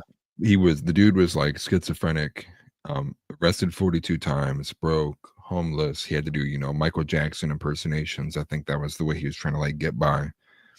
And here you are, like, especially with the father too. Like one thing I wanted to point out with the previous thing was the guy's like struggling, right, to like talk about his son and like how he feels. I think anyone knows here, anyone who's a father who's actively in their kid's life, if like a situation happened to them and like say for sake of argument's sake, their life was taken in some way that they thought was unjustified. I mean, they would be going on for minutes, hours at that, right? The father would be kind of like going wild. It seemed kind of emotionless, like detached, disconnected. And yeah, where was BLM at when this guy needed support and needed to get cleaned up and come off the street? They're only here when it's going to be some way that they can rudge up, send BLM donations to these people, buying large mansions. That's what they are here for, right? They're here to ride on the coattails of these incidents, make sure that they lie as much as humanly possible, so people are under the guise that there's this massive system, that it's, as this lady, not the one that's pictured there in the video, but the other BLM affiliate, that it's Jim Crow era. Nothing's changed since like the 1800s. Even these people go wild with it, and all meant to inflame things. So there's a continual, ever-burning fire of racial tensions, so that these things actually continually happen. It's like this negative feedback loop, right? It's like another incident happens, the next BLM chapter gets to make money with donations. They don't use it to do anything other than than make themselves richer. The wild thing too was when we looked at the Summer of Love, it was actually like Democratic Act Blue and organizations, Kamala Harris organizations, that was bailing these people out of prison for doing Antifa stuff. Well, you would also think, what would BLM do with that money if it wasn't to bail out the people they used as useful idiots to go and bash and go in and loot places? And so they don't even like halfway bail their own people out of these situations. It's wild. And to think that they still have any kind of political sway even to this day is either one, people just are that disenfranchised, that disconnected, and don't read, or they're that blatantly retarded and they just like they think that we are like, it is like this anti-black movement and everyone's in on it but them. I think Native Patriot put it best too when a post not too long ago, this entire thing was on the content of Neely's character. Like Daniel Penny made a move because of the content of Jordan Neely's character. It wasn't because he was black. It was because the guy was flagrantly threatening multiple people on that subway. And, a sign of relief that we got the verdict that we did, and it's a shame that it even went to trial. This is what we have to maneuver against, is like the racialized aspect of it. Yeah. And it's the best lens they can use for people who pay attention to Rachel Maddow and anyone else, CNN, who kind of paired this garbage. Because if we didn't get this verdict, I mean, I said this with Native Patriot, like that's a damning statement on what the rest of men would do. I think there's some funny ones where it's like, people posted a video of Arnold Schwarzenegger from The Predators putting on like camo, and it's, the captions like, white men, when they hear they can go on the subways again. It's we needed this as a society. And I think Milo Yiannopoulos even put it this way. Like, we needed this verdict as a society, because if we continue down this path, that one certain group of people can do literally whatever they want, and constantly be let out onto the streets. And then another group of people, they do anything to kind of to ward against it, to defend against it, that's entirely unsustainable. And on that path is where you do get like the race war, as people would put it. And so I'm glad we're kind of at least moving away from that. But I still think the people who were involved in this trial, like, they need to be brought to justice, especially the way they were kind of like doing the illegal kind of Soviet style tactics with the charges, trying to find a way they could get him pinned on anything. It's just ridiculous, and that prosecutor needs to be investigated. Yeah, definitely. House Leotardo asked, didn't two black guys help Penny restrain Neely? Yes, they did. Yes. So, you know, that's definitely a factor that should be mentioned as well. So I appreciate you bringing that up.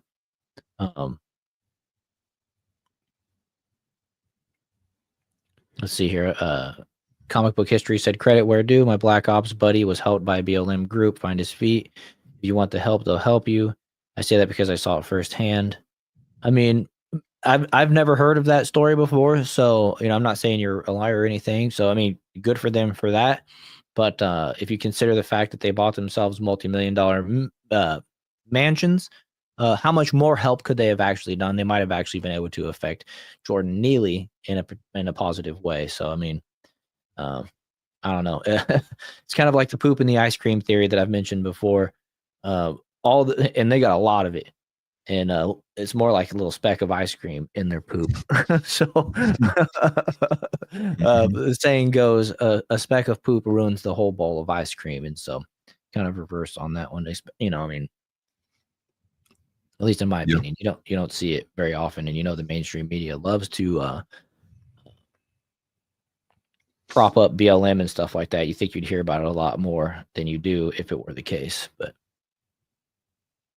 yeah, well, I'm sure they're pretty what do they call them, like young idealists, that like they got him out of this. BLM was a way that they could go and help other individuals, especially black individuals, and what it's for, its intended purpose. But yeah, I'm with Worrell. I mean, that'd be maybe a second or a third time I've maybe ever heard of that ever. Yeah. That a BLM chapter actually helped contribute in a way that wasn't kind of like a foundational scheme. And I know TNT is pointing out the less than a third on charitable work. A lot of that was even looked into further. I believe might have even been Andy who did it, who we brought up earlier. That was actually funneled through different foundations, which actually made its way back into pockets of other BLM organizers and other Antifa groups too. So the majority of it is essentially all for null. At least the BLM like capital letter chapters. There may be others that are smaller and less affiliated that may have helped. Yeah. JB said, maybe I'll give them a call and ask if they'll pay off my house, but I'm not black. Do you think they'll discriminate against me and deny me? Yes, they will. It's rules for thee, but not for me, right? Right. Comic Book History followed up. Well, when you got Red Cross, who gives 70% of donations to the CEO, I haven't looked into BLM groups, but there's too many to look into all of them. That's partially that's true. When you factor in the damage done from BLM, hyped riots, then you're talking way net negative. Well, I would venture to say almost probably every large professional charity organization does some kind of bad backworking way to make sure that they profit themselves. Tim Pool actually did a good video on this not too long ago, because there's like two ways an NPO and NGOs can classify themselves. It's like a 5031C, and then there's like a 5031D, I believe. I could be wrong on the D. I think it might be. I think it's actually B. Is it B? Yeah. And it's B. Depending on that classification, that's the classification that allows like for some kind of profiteering versus none at all. And so he actually gave the advice of like, if you do want to donate to an organization, because this stuff is all public anyways, to ensure that that's the classification that the NGO or NPO has before you donate to them. So you at least have a better kind of ward to prevent against the fact of your donation just instead going into somebody's pocket, who doesn't doing anything actually helpful with it. And that speaks to a bigger problem too. We have all these charities here. Before all these ridiculous charities and NGOs all existed, there's like so many charity organizations. People used to like literally like help each other. There used to be more of an incentive of like an individual to actually go and like donate money to something, or like at least on their own accord and go and donate the money. And now that we have all these charities, people kind of have like in the back of their heads this idea that, well, someone's helping them, I don't need to help them. But if nothing like that existed, none of these big, not to say like it's entirely bad, but it provides kind of more of a disincentive for you when you see that homeless guy on the street and being like, oh, somebody's got him, dude. Like, you know, like it don't need to be me. Somebody's got this guy. And then you can kind of like justify like the specific reasons of like why you didn't need to help that person. And so it again kind of puts it in the burden into somebody else's cabinet. Yeah. He followed up and said, yeah, exactly right. Do your research. But in the end, at the end of the day, it's greedy to hold on to your money these days unless it's a tax write-off. Well, I mean, yeah, typically, I feel like, I just start tithing to a church, man. In my opinion, I mean, not just any church, but Yeah, well, a lot of those are bad too. most, yeah, you got to do your due diligence. But if you go there, you realize that they're running, I don't want to say a soup kitchen, but if they're providing meals to people, like I know of a church every Wednesday, you can go and get a meal. If they have a warehouse where on certain days of the week you can go and they'll throw a sack of groceries in your trunk or in your back seat for you. If these, you know what I'm saying? If you want to, you know, that's where I say, and that's what I actually do. That's where I give my donations for the most part is to the local church, that's giving back to my own community. You know what I mean? And so you're not only, Yeah. you know, getting that charitable donation, you do get to write it off of your taxes, but you're also benefiting your neighbors. You know what I mean? And typically a church won't discriminate if you're a Christian or not, if you're white or black or gay or any of that stuff. You pull up, you're in need. You're going to get the help that you need to the as much as much as they're giving everybody else. Yeah, I mean, my overall take on it would be, I really have a hard time trusting anybody. You know, I'm somebody who could like, I could probably know my pastor for 5 years, and I'd still be like, I don't know. So my take on it is like, you know, how are your kids doing? How's your mom doing? How's your dad doing? How's your grandparents doing? You know, we don't need to make sure you're going out of the way and donating to some person you've never met before in your life. Not to say that that's good, but I think what we see a lot with, you know, especially like boomer generations and such, um, holding on to like generational wealth, right? Like not passing things down to children. I Mhm. think maybe one of the best ways you could donate, even if it's not with financial means, is like time as well. I know it's like an easy go-to answer, but more specifically, like why care about donating to somebody you've never met if you don't know if like your children are doing okay financially, or if you don't know if your children's children are doing okay financially. And I'm Yeah. not sure what the average age of the audience is, but I think that's where it starts, right? I think ensuring and ensuring up your own family, you know, to be a kinist, you know, within one's family, I think that's more beneficial to everyone around you in your area before you kind of reach out to your community. And so then, you know, obviously if you have a lot more, you know, it's you're raking in dough, you know, go for it. But I think to even pass it on and give it to a church is something I wouldn't do, right? You know, I think it would be more so of like, I know for a fact this guy who I work with, you know, he comes into work and he always complains about how his laptop is busted. I think the guy's a good guy. I have enough money. I will give him the laptop myself. So instead of like giving that burden onto somebody else and letting someone else take care of it, it's like, why don't you do it like on your own accord? And that's my personal take on the whole thing. I understand that. That's not a bad take either. I mean, it's still helping out your neighbors. It's being a little bit more responsible or true to yourself, knowing that your dollars aren't just going to pay somebody's running a foundation's paycheck or whatever. Your dollars are affecting another person Right. directly. I saw Angry Yeti said my childhood church burned down one of their buildings for insurance. That's crazy. Like I said, Yeah. not all churches, man. One of my best friends back in Kansas City, their grandparents.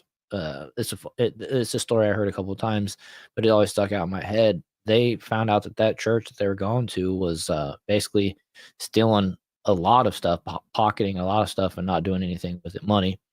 And so, yeah, there's bad churches out there. It's really not the church, it's the individuals, you know, that are in charge.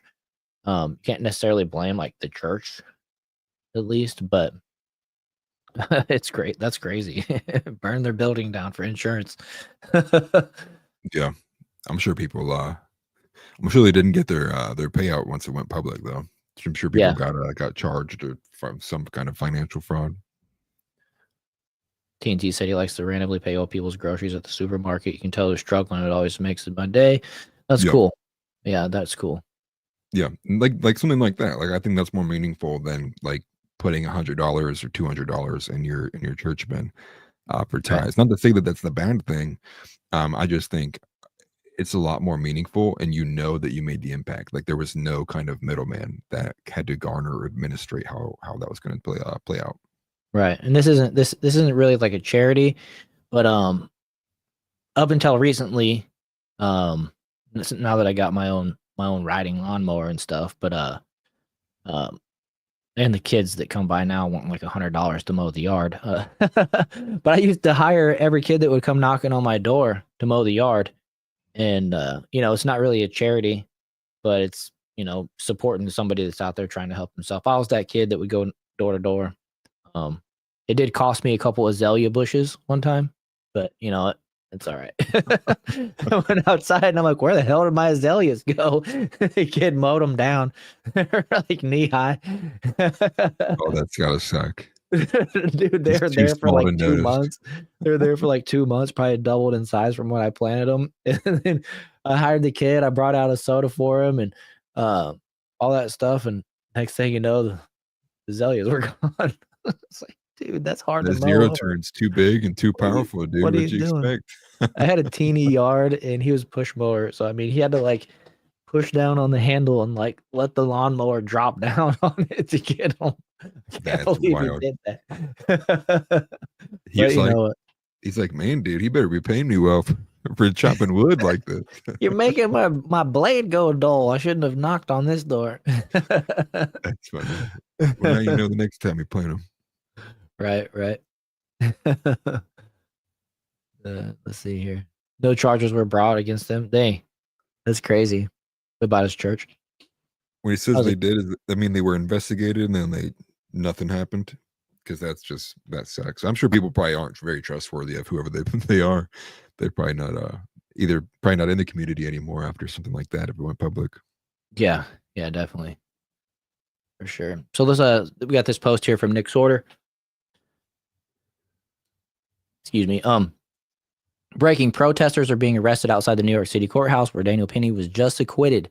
Tensions are rising quickly, with some agitators calling for violence and rioting on the streets. Lock them all up. Yeah, if they're calling for violence and stuff like that, I mean, we need to hold these people accountable. A peaceful protest is one thing, but and it's funny is all these people will condemn everybody that was at January 6th, even if they didn't do anything illegal. But yet here they are. Yeah. And that's me making an assumption, but I feel like it's a fair assumption. But let's play this. It's 3 minutes long. We're just gonna we'll just let it play through. Oh, that was loud. Sorry guys. I'm gonna turn the volume down a little bit and we'll go again. Wait, Joe, Joe, wait. All right, hold on.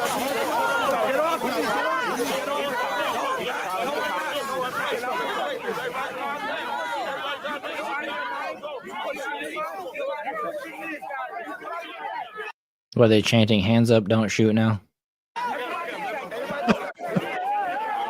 I can't breathe.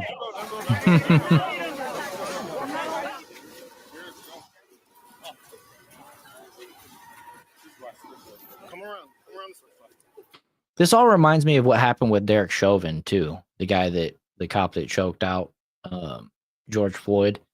The way that they surround the courthouse, they intimidate the juries, they try to intimidate the judges and everybody involved. And there's even been some threats on Daniel Penny, saying, I'll actually pull it up when this is over. Yeah, I'm with you there, TNT. He was hungry! Mm-hmm. He was killed for being poor! Mm-hmm. No justice, shame on you! shame on you for being so uninformed that you're willing to go out there and yell blatant lies. This is fucking sick. They don't give a goddamn about us. I didn't hurt nobody or kill no goddamn body.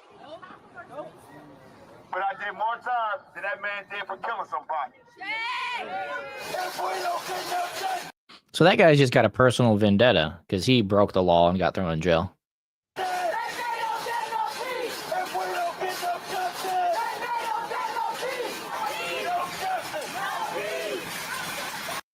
By the way, what's it called if a bunch of white people go out there and do this type of thing? Domestic terrorism. Yeah, I know, right? Like it's called a Klan rally, I think, right? I mean, according to them, from their standards. I mean, if you're out here, yeah, exactly. At TNT.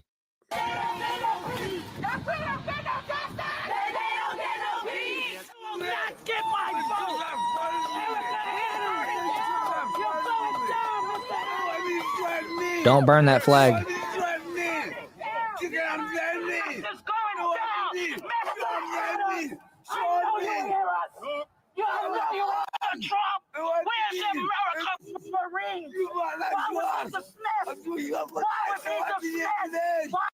feel like this guy's on the verge of. The guy needs help, is what he needs. Right. Like, I had to skip forward trying to get past him, and it's just this dude.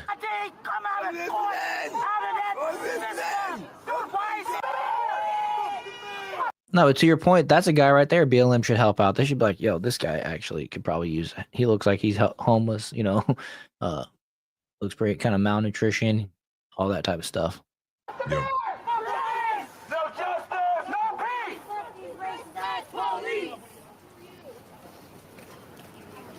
Yo, man, this is already told y'all, man. They don't give a fuck, bro. They don't give a fuck. This is like, I told y'all this. We needed that. What does he mean? Who's they? What is he talking about?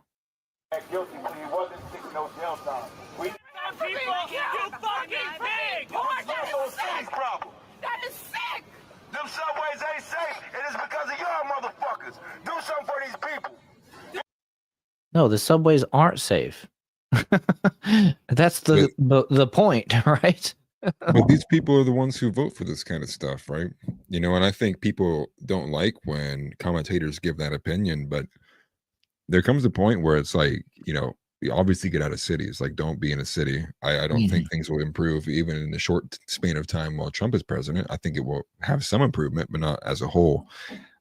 Obviously things like homelessness as well too, but these people continually vote for it.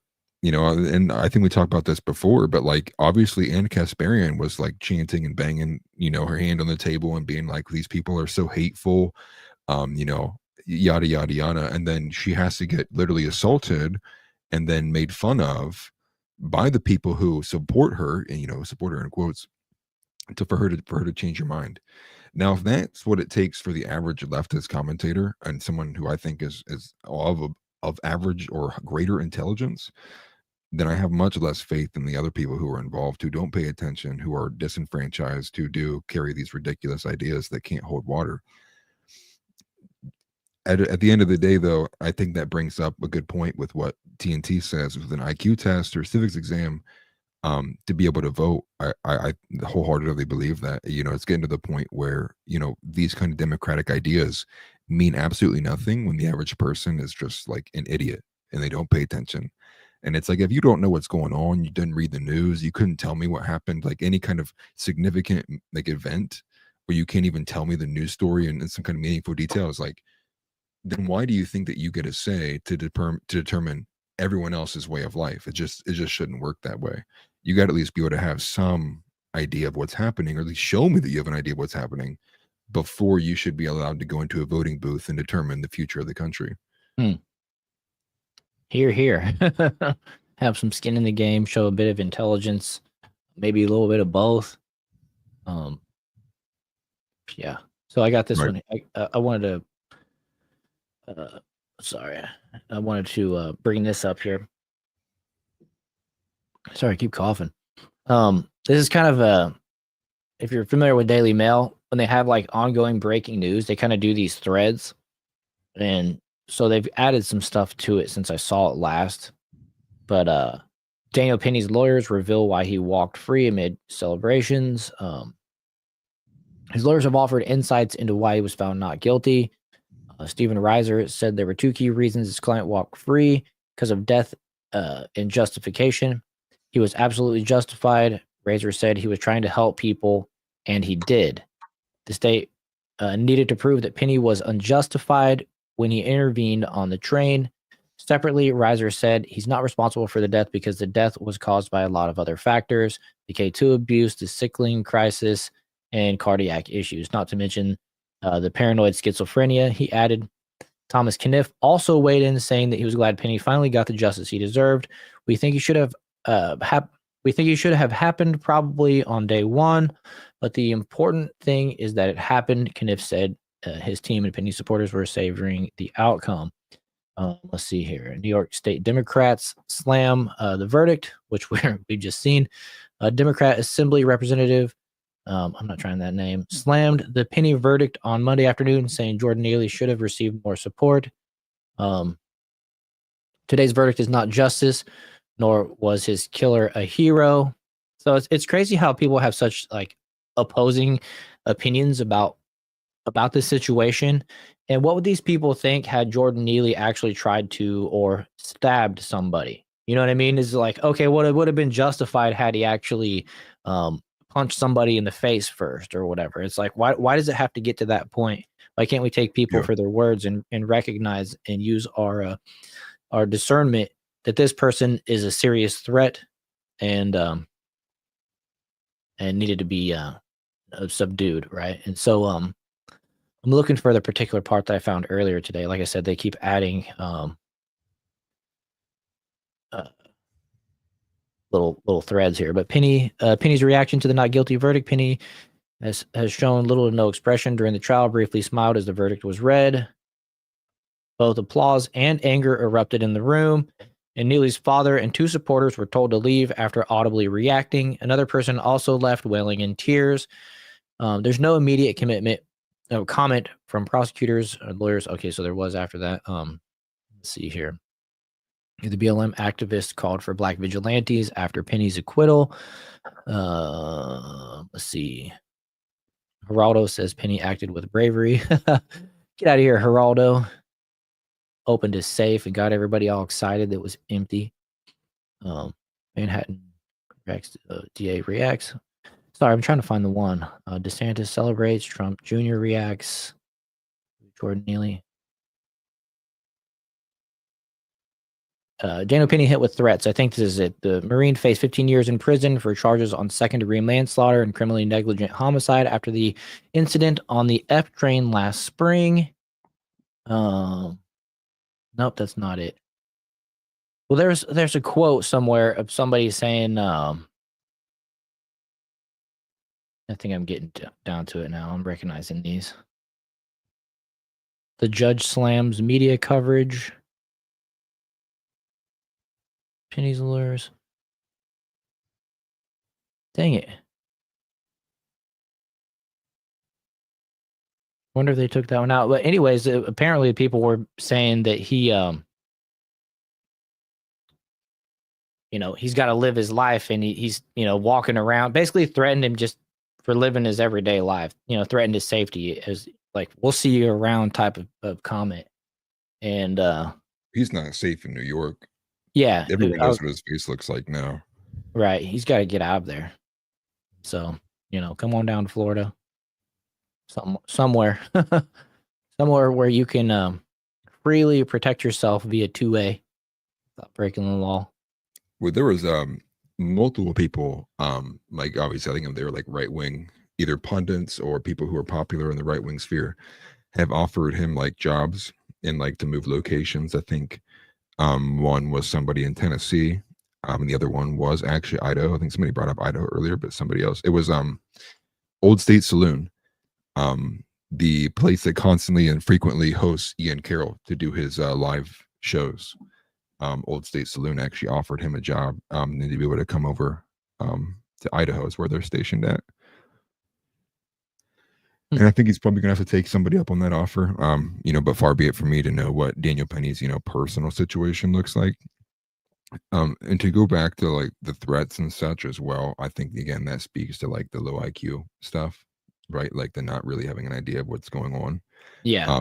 And to be a bit more radical, to be quite honest, some of these further comments talking about, Angry Eddie TV brings up a great point. With the fact that it's not unconstitutional to require a mental competency test, especially understanding like we had a lot of things in place to actually amend our original voting mechanisms. And TNT Cycle says it'd rather it be abused than keep having MSNBC viewers vote. And this is where I step in, being the resident misogynist here. I don't think that you, and I'll say this too to give a preamble to what I'm about to say. The problem isn't solely on women. When you look at if you were to like just allow the Black community to vote, it also would be overwhelmingly Democratic. But in terms of when you look at if we were to institute a civics test, it would be abused. I would imagine you could get rulings on that where it would be, do you own a firearm at home? Would be like one of these tests that would fall on the civics test. And it's like, if you answer yes, well, it's like, now it gets sent to like background checks as well. And there's going to be all sorts of ways that you could get people to have to publicly admit information, especially because we don't have strong laws that prevent self-incrimination. And that's just one avenue of abuse that could happen that I'm thinking of currently.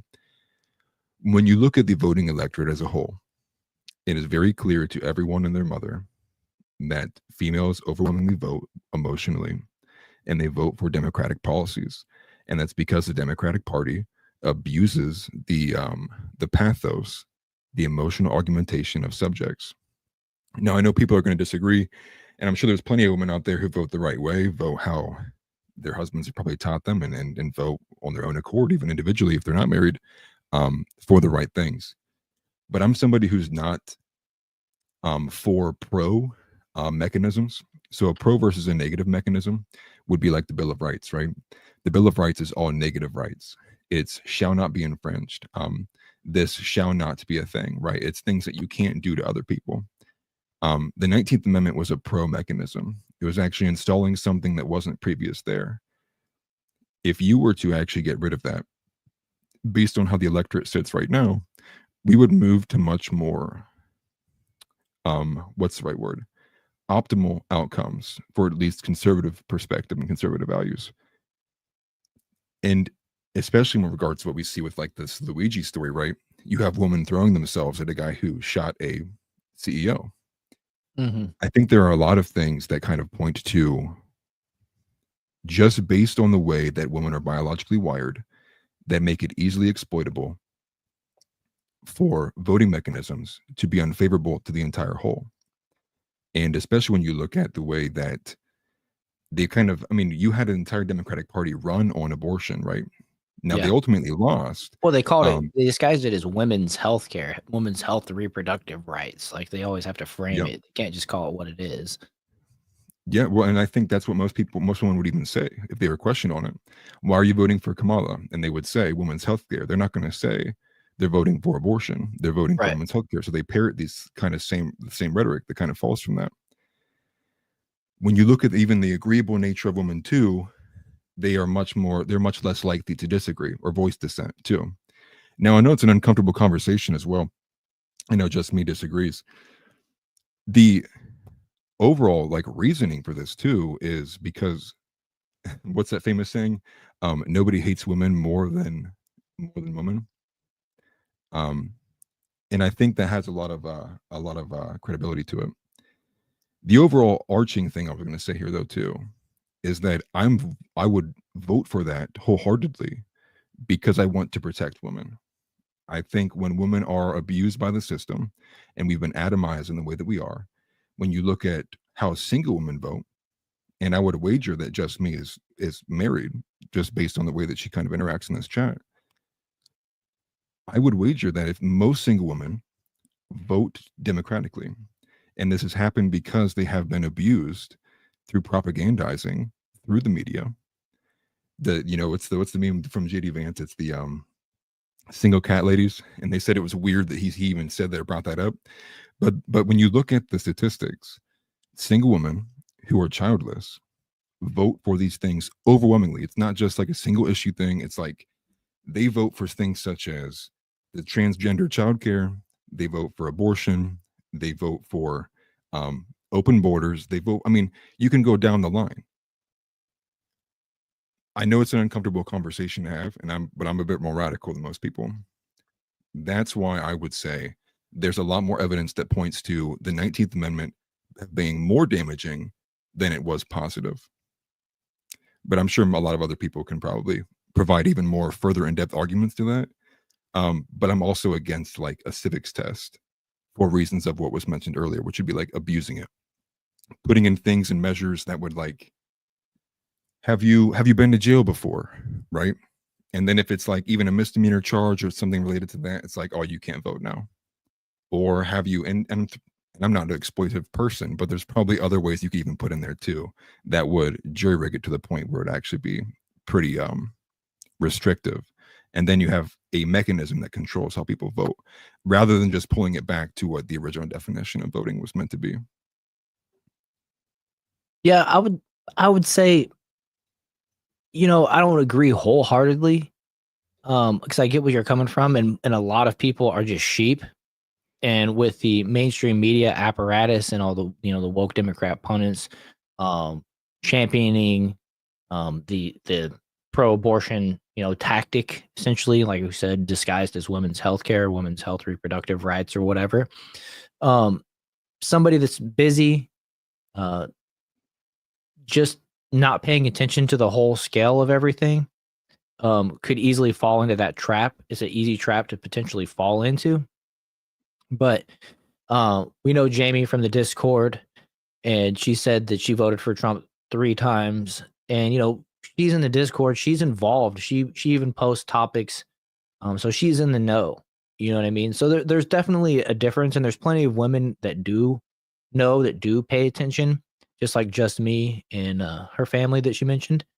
But on the other side of that, there's a lot of people, and I think there's more. I would probably tend to think that there's more people that are on the outside of that sphere, and those are the people that are more influential. We call them sheep and stuff like that. Yeah. And so I get it, and it's definitely worked for the Democratic Party. It's a tactic that they play on, and if it wasn't something that they had seen success in, they wouldn't do it, because that's definitely how the Democratic Party plays the game. They want to cater to these fringe topics. They want to make it like, if you don't think gay people should be married and call it marriage, then you're wrong. Or if you think that a woman shouldn't have or shouldn't have abortions, or if you think there should be like term limits or whatever, like a time frame on when you can get an abortion, then you're wrong. Or you know what I'm saying? Like, or if you think there should be, then you're wrong.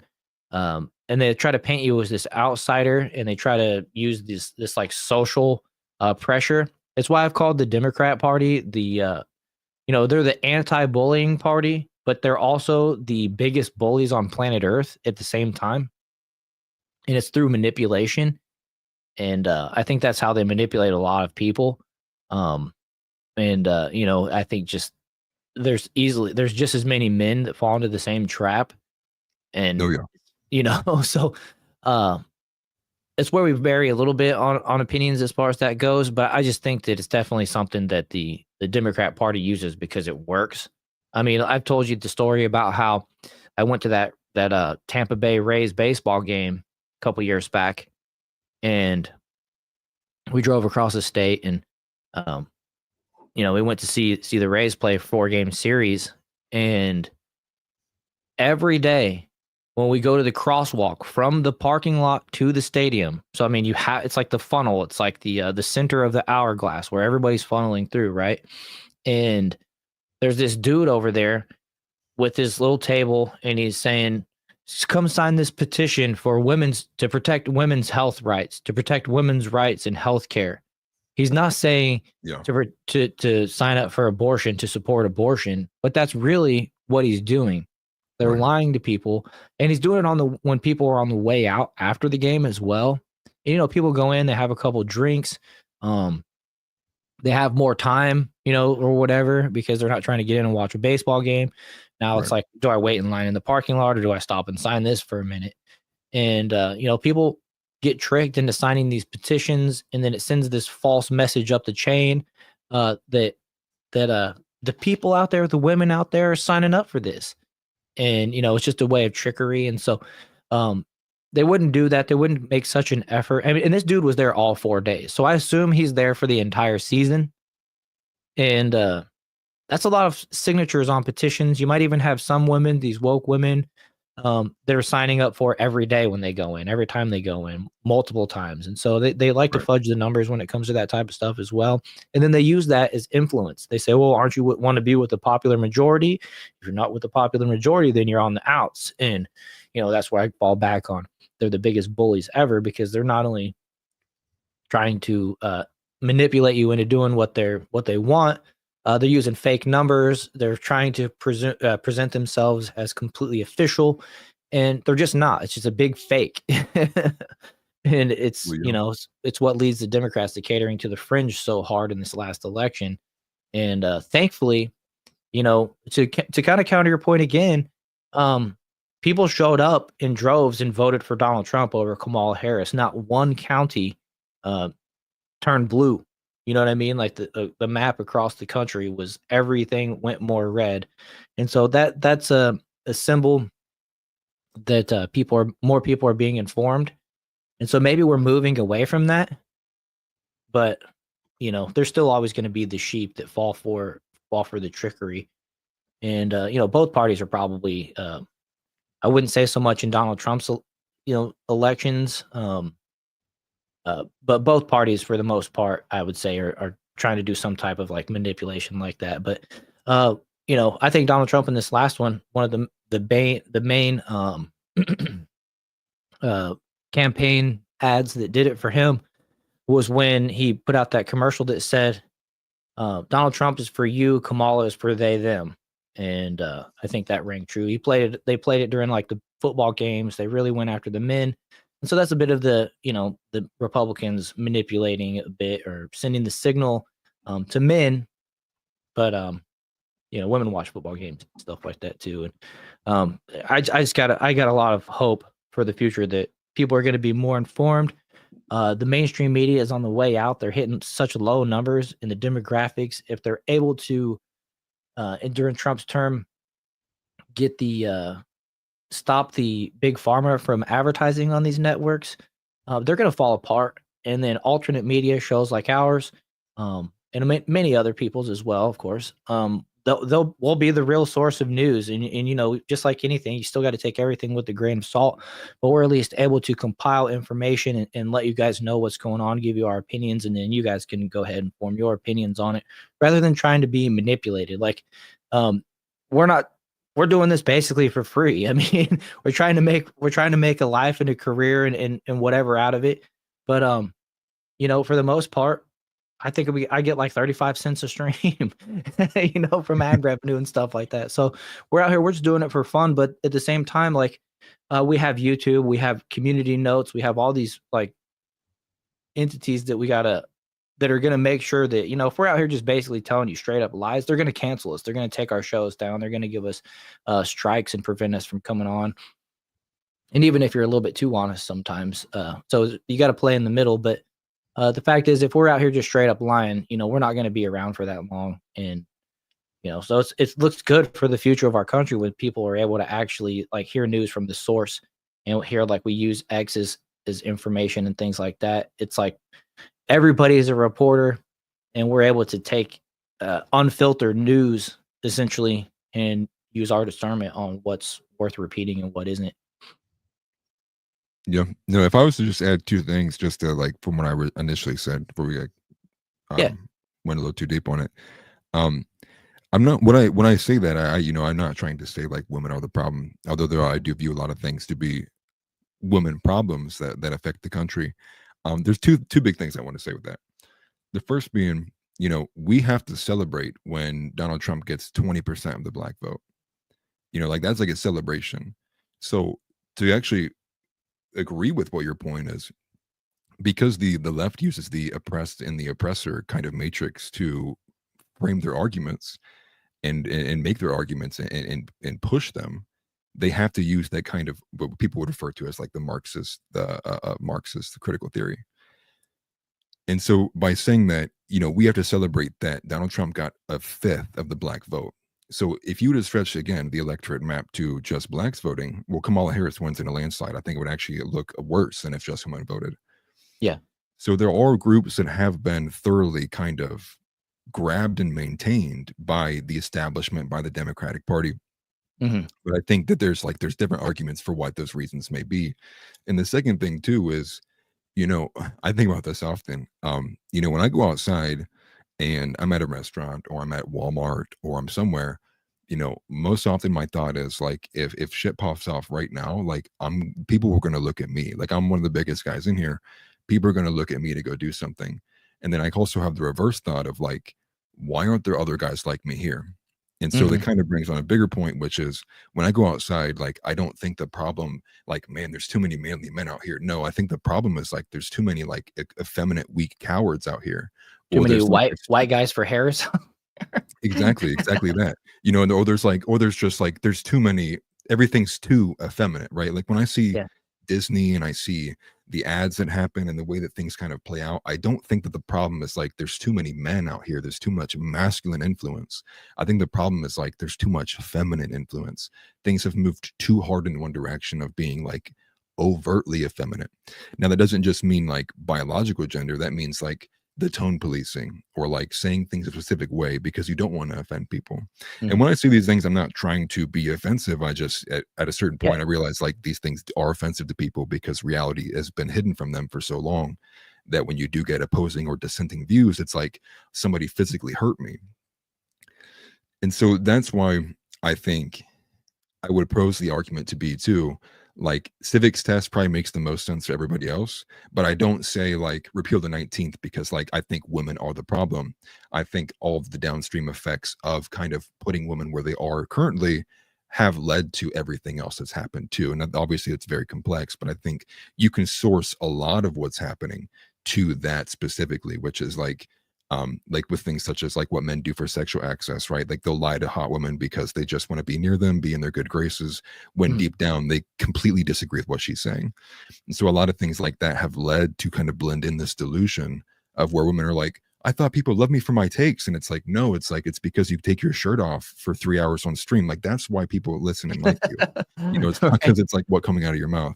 And so there's like a lot of like built-in delusions. And that extends to like children's toys. It extends to like the way pastors talk in churches now. So there's so much that's actually kind of came downstream from that. That's why I think if you were to pick the biggest target that you could kind of attack at, it would be that. Fair enough.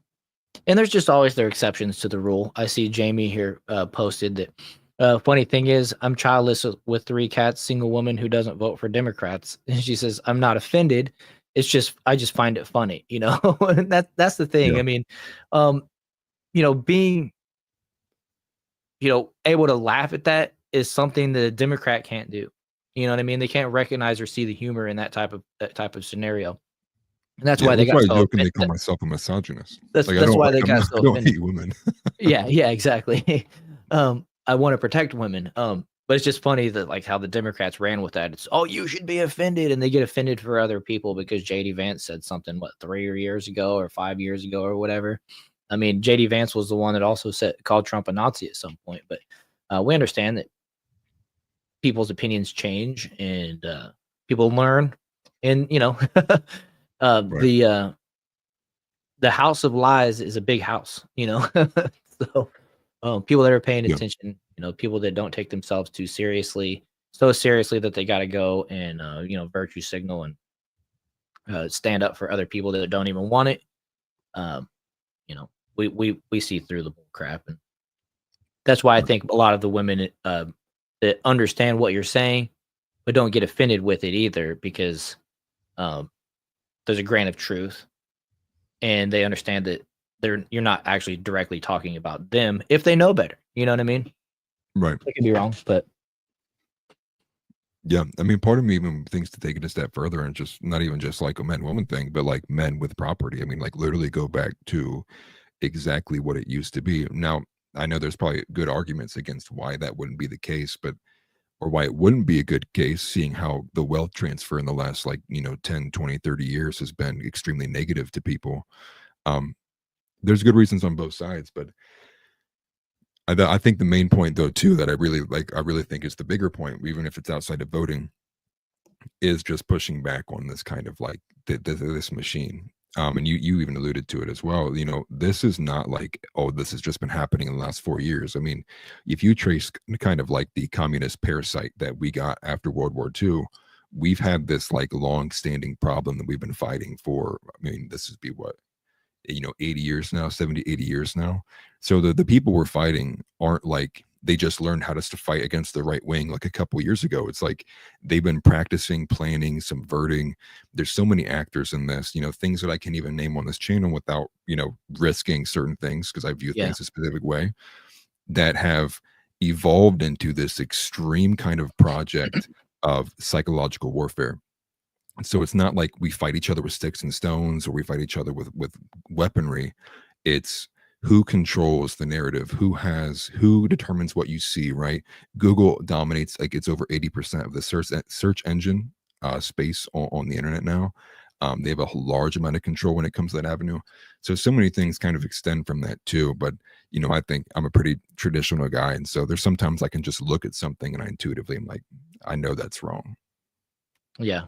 Yeah, I hear you. Angry Eddie TV, he asked, have you ever thought that the government should be over? He means abolished. I think that we need a federal government to do one thing, and that's to protect us from foreign entities. You know what I mean? Maybe domestic too, but that's pretty much it. Guard our borders, construct deals with other countries. And I think that it was up until like the 1920s, our federal income tax wasn't even in existence. All, That all needs the abolished. all the government funding came from tariffs.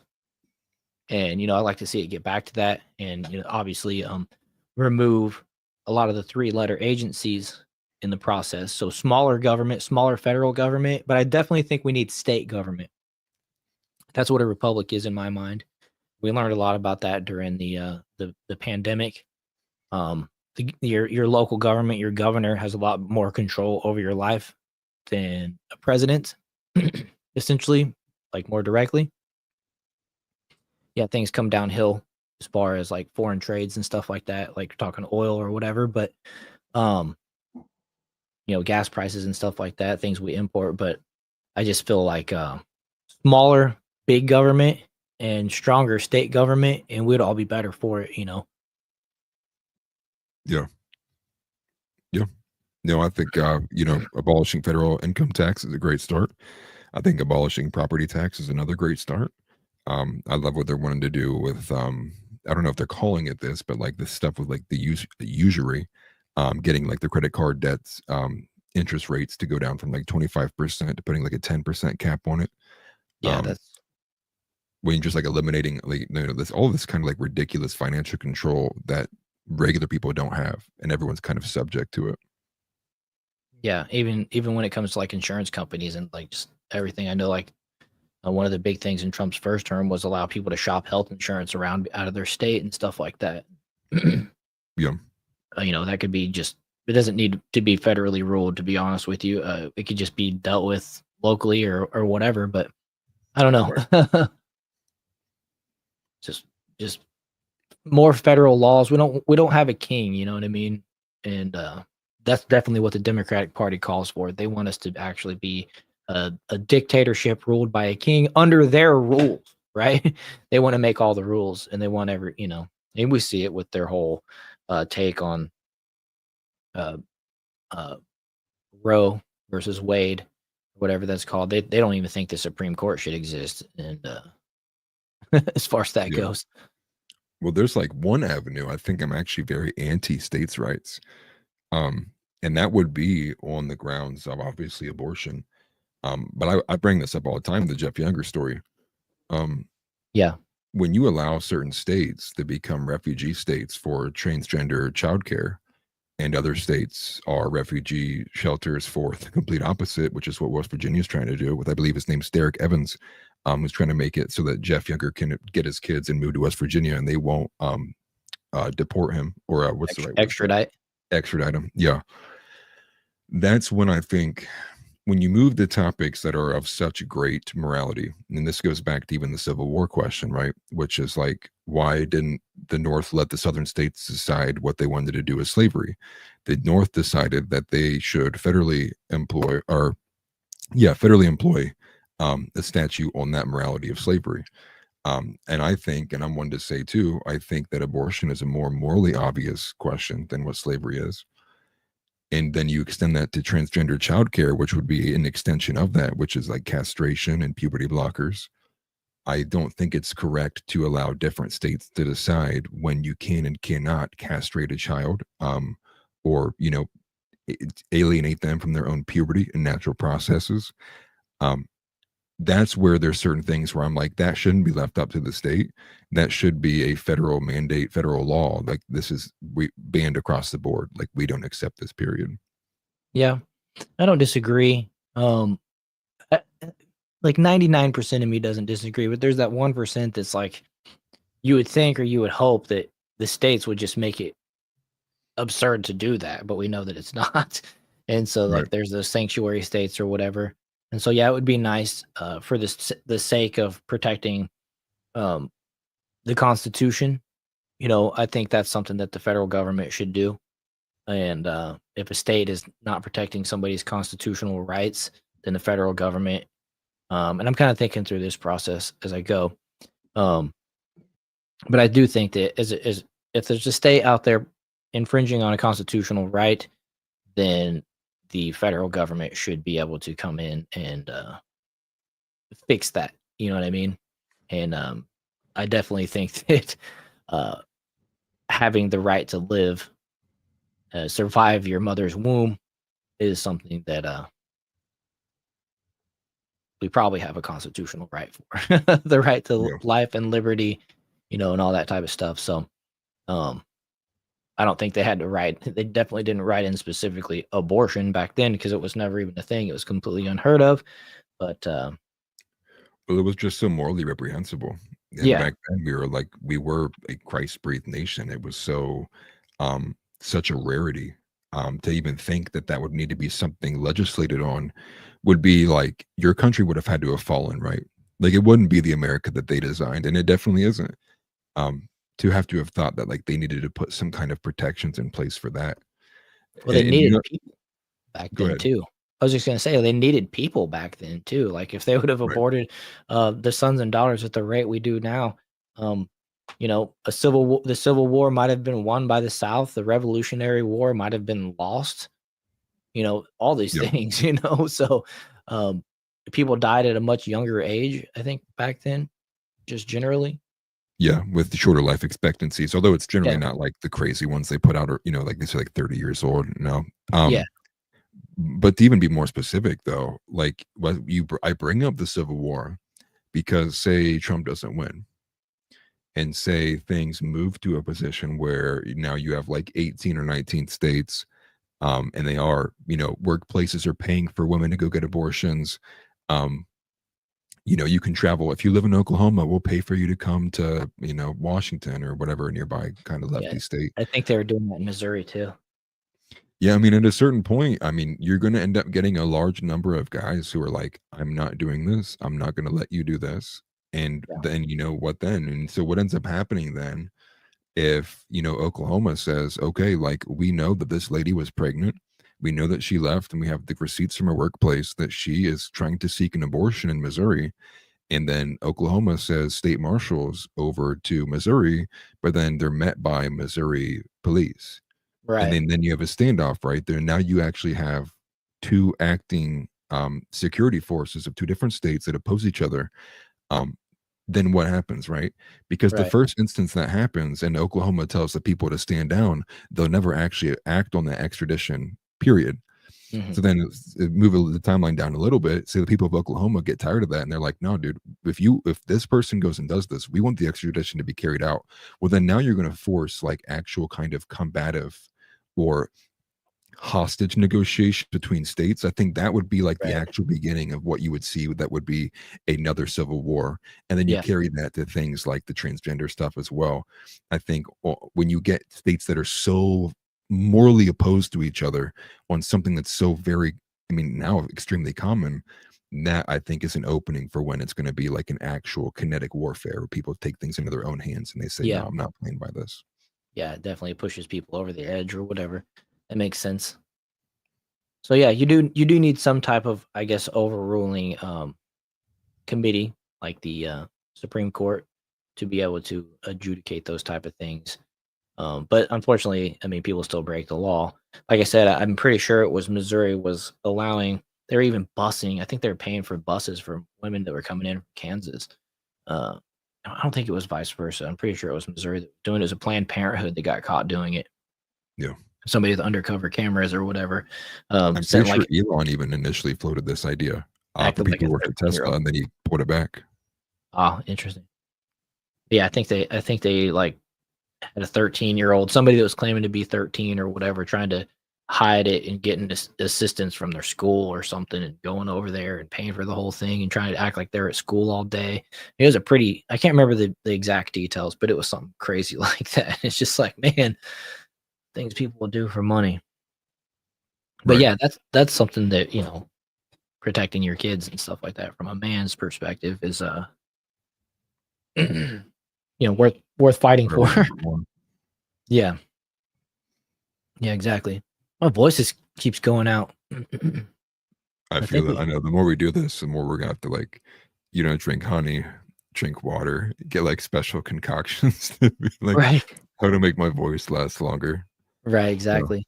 So let's go ahead and do you want to do any of these one-offs? Anything particular that really stood out to you that you wanted to share before we go? I do actually I do like this one, but let me know if you like anything else. I'm going to share this one from Yeah, go ahead. The only one we can probably do the short video of Ian Carroll with the Jay-Z thing too. So whatever one that you got picked out, let's do that one.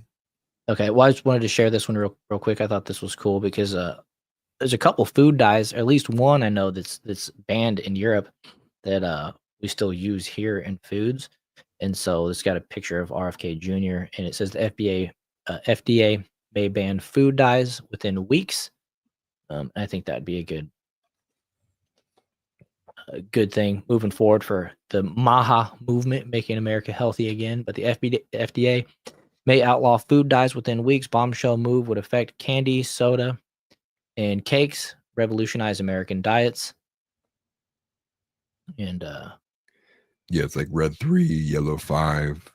I don't remember what the blue one is, but they're used right. in like almost all candies that are here in America. Well, blue tastes so good. Red tastes pretty good too. Yeah. Well, it's kind of sad when people are like, they choose something because they think the color will taste good, right? Like rather than like what maybe actually the substance of it. Right. But I think it's natural. It plays on like the fact that you really eat mostly with your nose, like your scent. Like if it smells bad, it's not going to taste good. Yeah. So, you know, progress. This is what we hoped for with the RFK Jr. partnership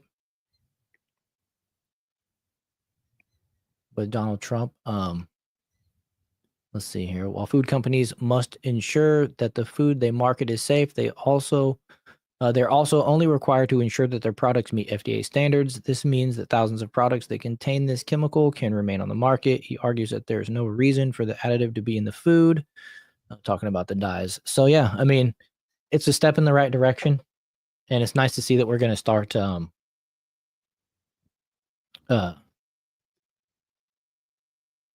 seeing product progress like immediately. Because shoot, we still have like 40 some days before Trump is actually inaugurated. Which, man, they can't get here fast enough. I tell you what. Right. It is a frightening chemical. Let me see what they're talking about. Let's see here. Red number 3 specifically. It says the Food and Drug Administration will decide on a ban of certain food dyes in the coming weeks after receiving a petition to review the safety of red number 3. With red 3, we have a petition in front of us to revoke the authorization board, and we're hopeful that in the next few weeks we'll be acting on that petition. Jim Jones, the Deputy Commissioner for Human Foods at the FDA, I almost said FBI, said during a Senate meeting this week. According to the FDA, the agency has reviewed the safety of Red 3, which is derived from petroleum and found in snacks, beverages, candy, and more, in food and drugs multiple times since it was first approved in 1969. But the petition has requested that the additive, for the additive to be removed, reviewed once more. With the holiday season in full swing, their sweets and treats are abundant. It is frightening that this chemical remains hidden in these foods that we and our children are eating. U.S. Representative Frank Pallone Jr., a ranking member of the House Energy of Commerce Committee, wrote in a letter to the FDA, while food companies ensure that the food is safe, that the food they market is safe, they're only required to ensure that the products meet FDA standards. So it sounds like it's time to up the FDA standards, right? And then, so red number 3 is one. And then let's see, what do we? Oh, it looks like they're just talking about red number 3 in this one, but some studies have shown the potential harms posed by food dyes, such as ill effects on gut health and behavioral issues. Researchers have found evidence that red 3 causes cancer in animals. Per NBC News, the evidence now shows pretty conclusively that when some kids eat these, they will experience nervous system effects that look like ADHD. Galligan said there are 27 human clinical trials that show these dyes do in fact harm children's behavior. Reminds me of the old brake dust thing, or leaded gas. Not brake dust, I meant to say leaded gas. Yeah.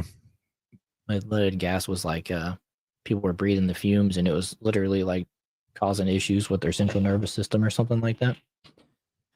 Let's see here. Drink orange juice. Yeah, I heard orange juice isn't that good for you anymore either. Gotta get it straight out of the orange. I actually don't like orange juice, believe it or not. Is it the pulp? Either or. With or without. I think that and pizza give me acid reflux, and no other food does. Oh, man, I live with acid reflux. I hate it. It'll go away for like a week and then come back.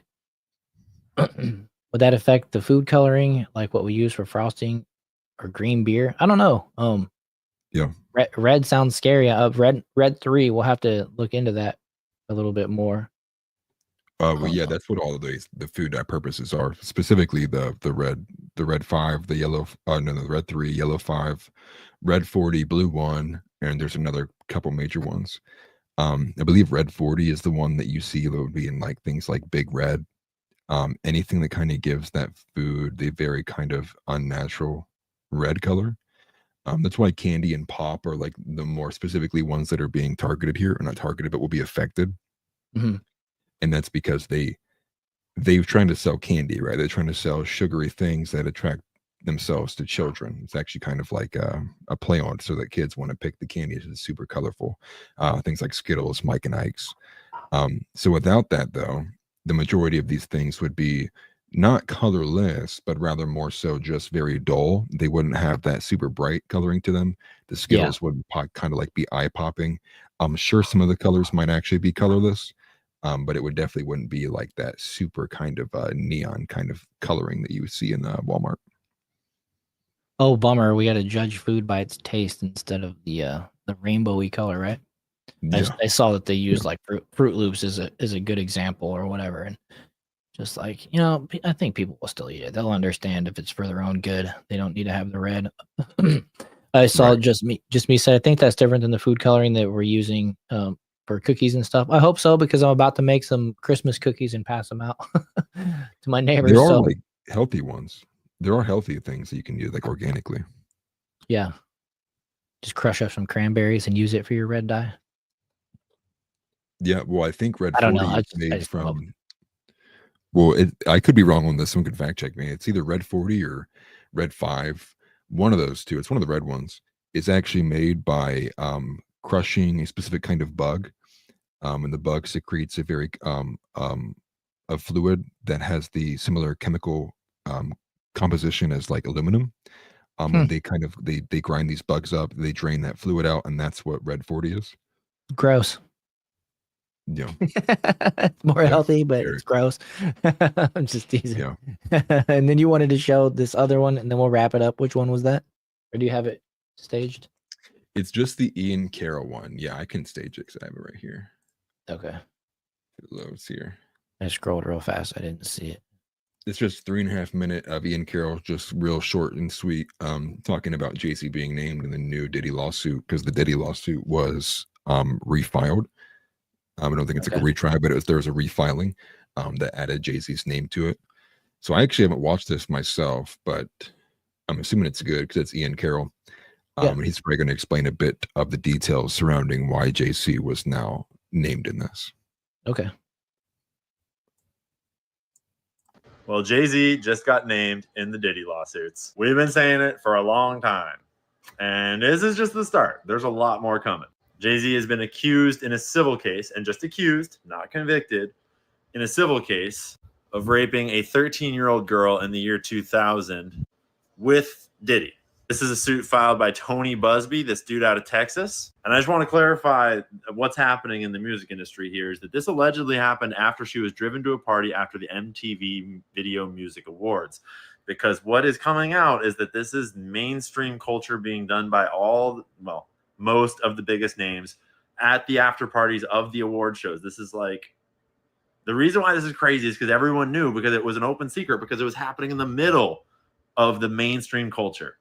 This lawsuit is from victims that are being represented by Busby. He's the one that came out saying that he's representing 120 clients. He's the one that had that whole press conference that said many powerful people will be exposed. And I just want to clarify that this is boys and girls. In the first 6 complaints, it was on behalf of 2 Jane Does and 4 John Does. We've got complaints from people that were as young as 10 years old at the time, drugged and raped. And Tony Busby is not just some random lawyer. This dude has a long, powerful career. He was on the cover of the New York Magazine in 2010 for his litigation against BP following the Deepwater Horizon oil spill. He's represented celebrity cases, rapper, all kinds of stuff. He's also got a whole bunch of other stuff going on in his life. He's got a big reputation, and he's not trying to ruin that reputation. But these are just allegations, obviously, and we don't know yet. Jay-Z put out a letter basically being like, fuck that shit, I'm innocent. And he actually said, I implore you to file a criminal complaint, not a civil one. Okay, Jay-Z, let's go for a criminal complaint. Let's send this motherfucker to jail. My guess is that just like with Diddy, what starts as a civil case will probably also become a criminal case. But I just want to read the last paragraph out of Jay-Z's letter here. Quote, you have made a terrible error in judgment thinking that all celebrities are the same. I'm not from your world. I'm a young man who made it out of the project of Brooklyn. We don't play these types of games. We have very strict codes of honors. We protect children. You seem to exploit people for personal gain. Only your network of conspiracy theorists, fake physics, will believe the idiotic claims you have levied against me that, if not for the seriousness surrounding harm to kids, would be laughable. I look forward to showing you just how different I am. Okay, Sean, let's see just how different you are. In most cases, I would be, waiting for judgment and trying to see what comes out in court. And like, we will see what comes out in court. But the whole industry has been talking about Jay-Z for a long time. The whole industry was talking about Diddy for a long time. This is not a secret, and we all know what's coming. And Diddy's protection obviously ran out. And maybe Jay-Z thinks that his protection is still good, but I got news for you, Jay. It's a whole new world, and the people are ready for change. And we are done with this fucking corrupt, disgusting, blackmail, pedophile culture. So it looks like he's got 99 problems, and little boys and little girls are about to be all 99 of them. So peace. Yeah, I saw it laughing because TNT Psycho says, I don't believe all women, but I believe 0 effing rappers. Yeah, good life advice. Right. And then just I pulled this up here while we're watching that. Jay-Z's lawyers call allegation rapper sexually assaulted a 13-year-old Diddy party, sprawling extortion, demand accuser be unmasked immediately. Okay. Wow. So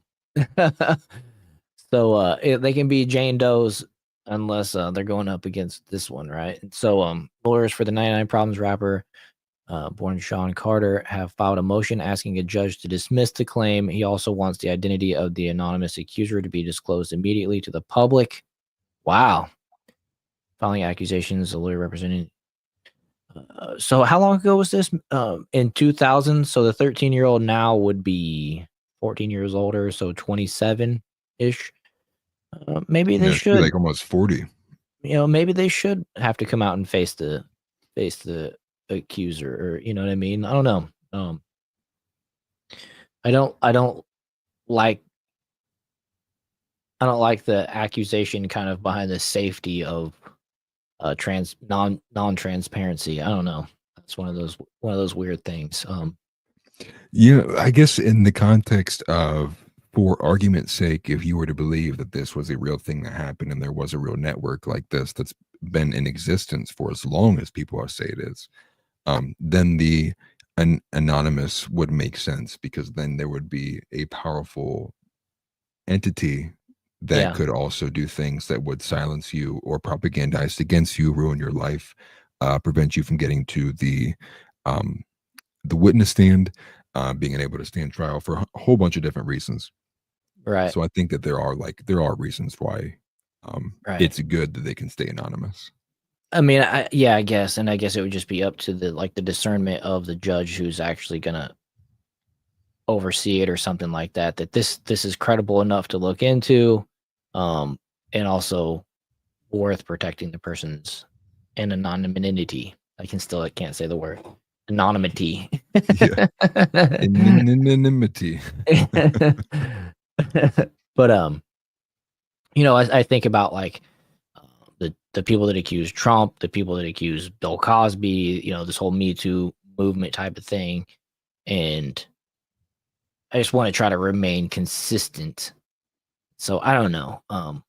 I guess there's some level of protecting the person, but then at the same time, like if Jean Carroll can come out and accuse Trump and put her face on it, put her name on it, if the women that were going after Bill Cosby, because I'm trying to think of like people that are like super rich, potentially powerful, other cases that might be similar. Maybe this person should have their name on it. I don't know. Maybe it'll come out soon enough. But maybe Jay-Z, that might be a double-edged sword. Maybe Jay-Z doesn't really want that to happen, and it's just a bluff. I don't know. Yeah, But and then people would say like, well, she should just get involved in the witness protection program. But then the yeah, argument becomes, what if witness protection's being paid by Jay-Z or yeah, someone else, and then it's like there's like a never-ending circle of like, should the person be protected? Should they not be? Because here's the thing, here's the actual reality. If this case goes in the direction that Jay-Z wants it to, which is that he's innocent, well, then there's an opening now where he can sue for defamation and sue yeah, for public damages related to that. So, there is recourse if this is entirely all bunk and they can prove that in court. So that's why I yeah, think it's the way it is probably the best way it should be upheld. yeah. I think of the Matt Gaetz scenario. That accuser was anonymous, right? She's a Jane Doe. Yeah, I think there was multiple with him. So I don't know. Yeah, it's crazy. I think it's just a wait and see. I don't really side with anybody in this one, but yeah, it's a tough one. I want to remain consistent, like I said, if I believe that Matt Gaetz is innocent, and I don't know, I guess we just know a little bit more details about it, but I don't know. That's crazy. That's the story, right? The then Yeah. 13-year-old is now alleging that Jay-Z did bad stuff at a Diddy party, which if a 13-year-old at the time can prove they were there, that's bad enough of an indictment, in my opinion, to anybody that was hosting that party who brought the 13-year-old and all that type of stuff. So I don't know. It's Yeah. crazy, man. Degenerate. I agree with Ian Carroll that this degenerate hidden society needs to be removed, because it's filthy, and Yeah. it's great. Thing It's of the crazy. past. Yeah, Make it for real. past tense. For real. Yep. So with that, you can find me at Worrell on YouTube, or on not YouTube, on Twitter, or X, I should say. I'm America One First of them. TV over on YouTube. Yeah, exactly. I'm America First TV over on YouTube. I'm Worrell on X. Make sure you guys, if you're on YouTube, you hit that like button and you're subscribed to the channel. If you're on X, give me a follow. And then, oh yeah, we have a Discord. The link is down in the description on the YouTube video. So make sure you join the Discord. It's a little growing community. I see some faces here, Angry Yeti, Jamie, some others are over in the Discord, and I'd like to see more people in there. So we like to try to help each other out, especially if you're somebody trying to create content and all that type of stuff. We got some tips and tricks and things that we can help out with as well. And then let people know where they can find you, and we'll get out of here. Yeah, you can find me on YouTube at Atlas Thug. You can also find me on X at Atlas_Thugged_. Mostly just posting about Christian nationalism, being, going anti-woke right and James Lindsay crusade with the Babylon Bee. And if you want to see more misogynistic takes, you can follow me there. Awesome. Sounds good. We can also discuss this stuff, in Discord. The chat never goes away. So, come and let us know. So anyways, appreciate everybody being here. If you guys watched to the end, man, you guys are awesome. Thank you so much. It's always great to see you, TNT, Just Me, Angry Yeti, House Leotardo. They say Jamie. Usually JB still around here at the end too. So man, you guys are awesome. Anybody else that's just been watching but not in chat, appreciate you as well. And with that, we'll see you guys on Wednesday at 6 Eastern time. For those of you that didn't know, this is our first Monday show. So now the rotation is Monday, Wednesday, and Saturday at 6 p.m. Eastern. We're going to try to keep them to 2 hours. Of course, this one went almost 3 hours, and we still didn't get through all of our topics. So we're still working on that. But, these topics that we covered today, particularly the Daniel Penny and the CEO being assassinated, there's a lot of details to work through, and we'll keep our eye out for any updates and changes, and we'll bring them to you here on Wednesday. And we're hoping to have Dan McKnight back on soon. So Dan, if you're watching, man, we want to see you on soon.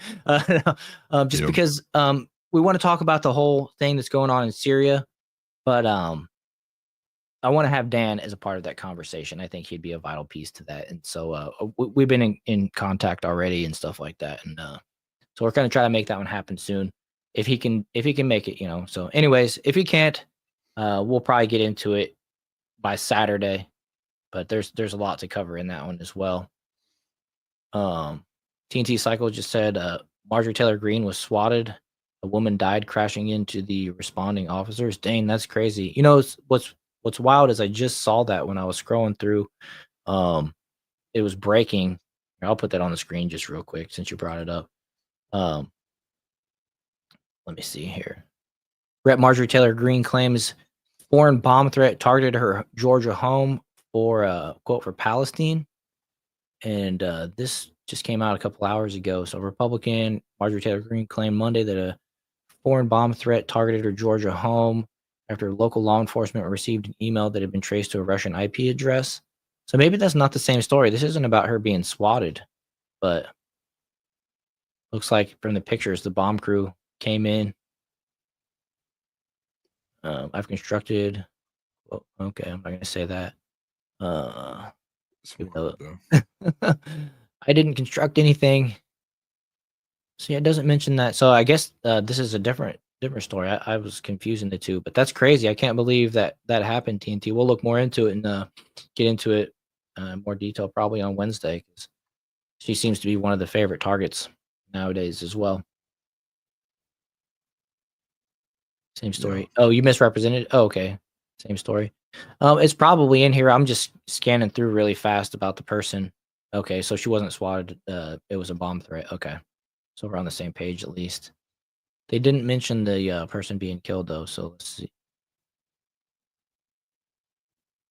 No, they didn't mention it yet. So more details to come apparently, but that's why we added another show to the week, because there's so much news coming out at such a fast pace that we just want to make sure that we can cover as much as possible. Have a good time. Yeah. I'm loving doing this much more than making my daily videos, to be honest with you guys. So make sure you guys share these lives, because I want these to grow and maybe start fizzling out the other thing and covering more news and being more relevant as far as that goes. But anyways, I appreciate you guys being here. We're going to dip out. We'll see you guys on Wednesday. Yes. Take care, everybody. Christ is King. Christ is King.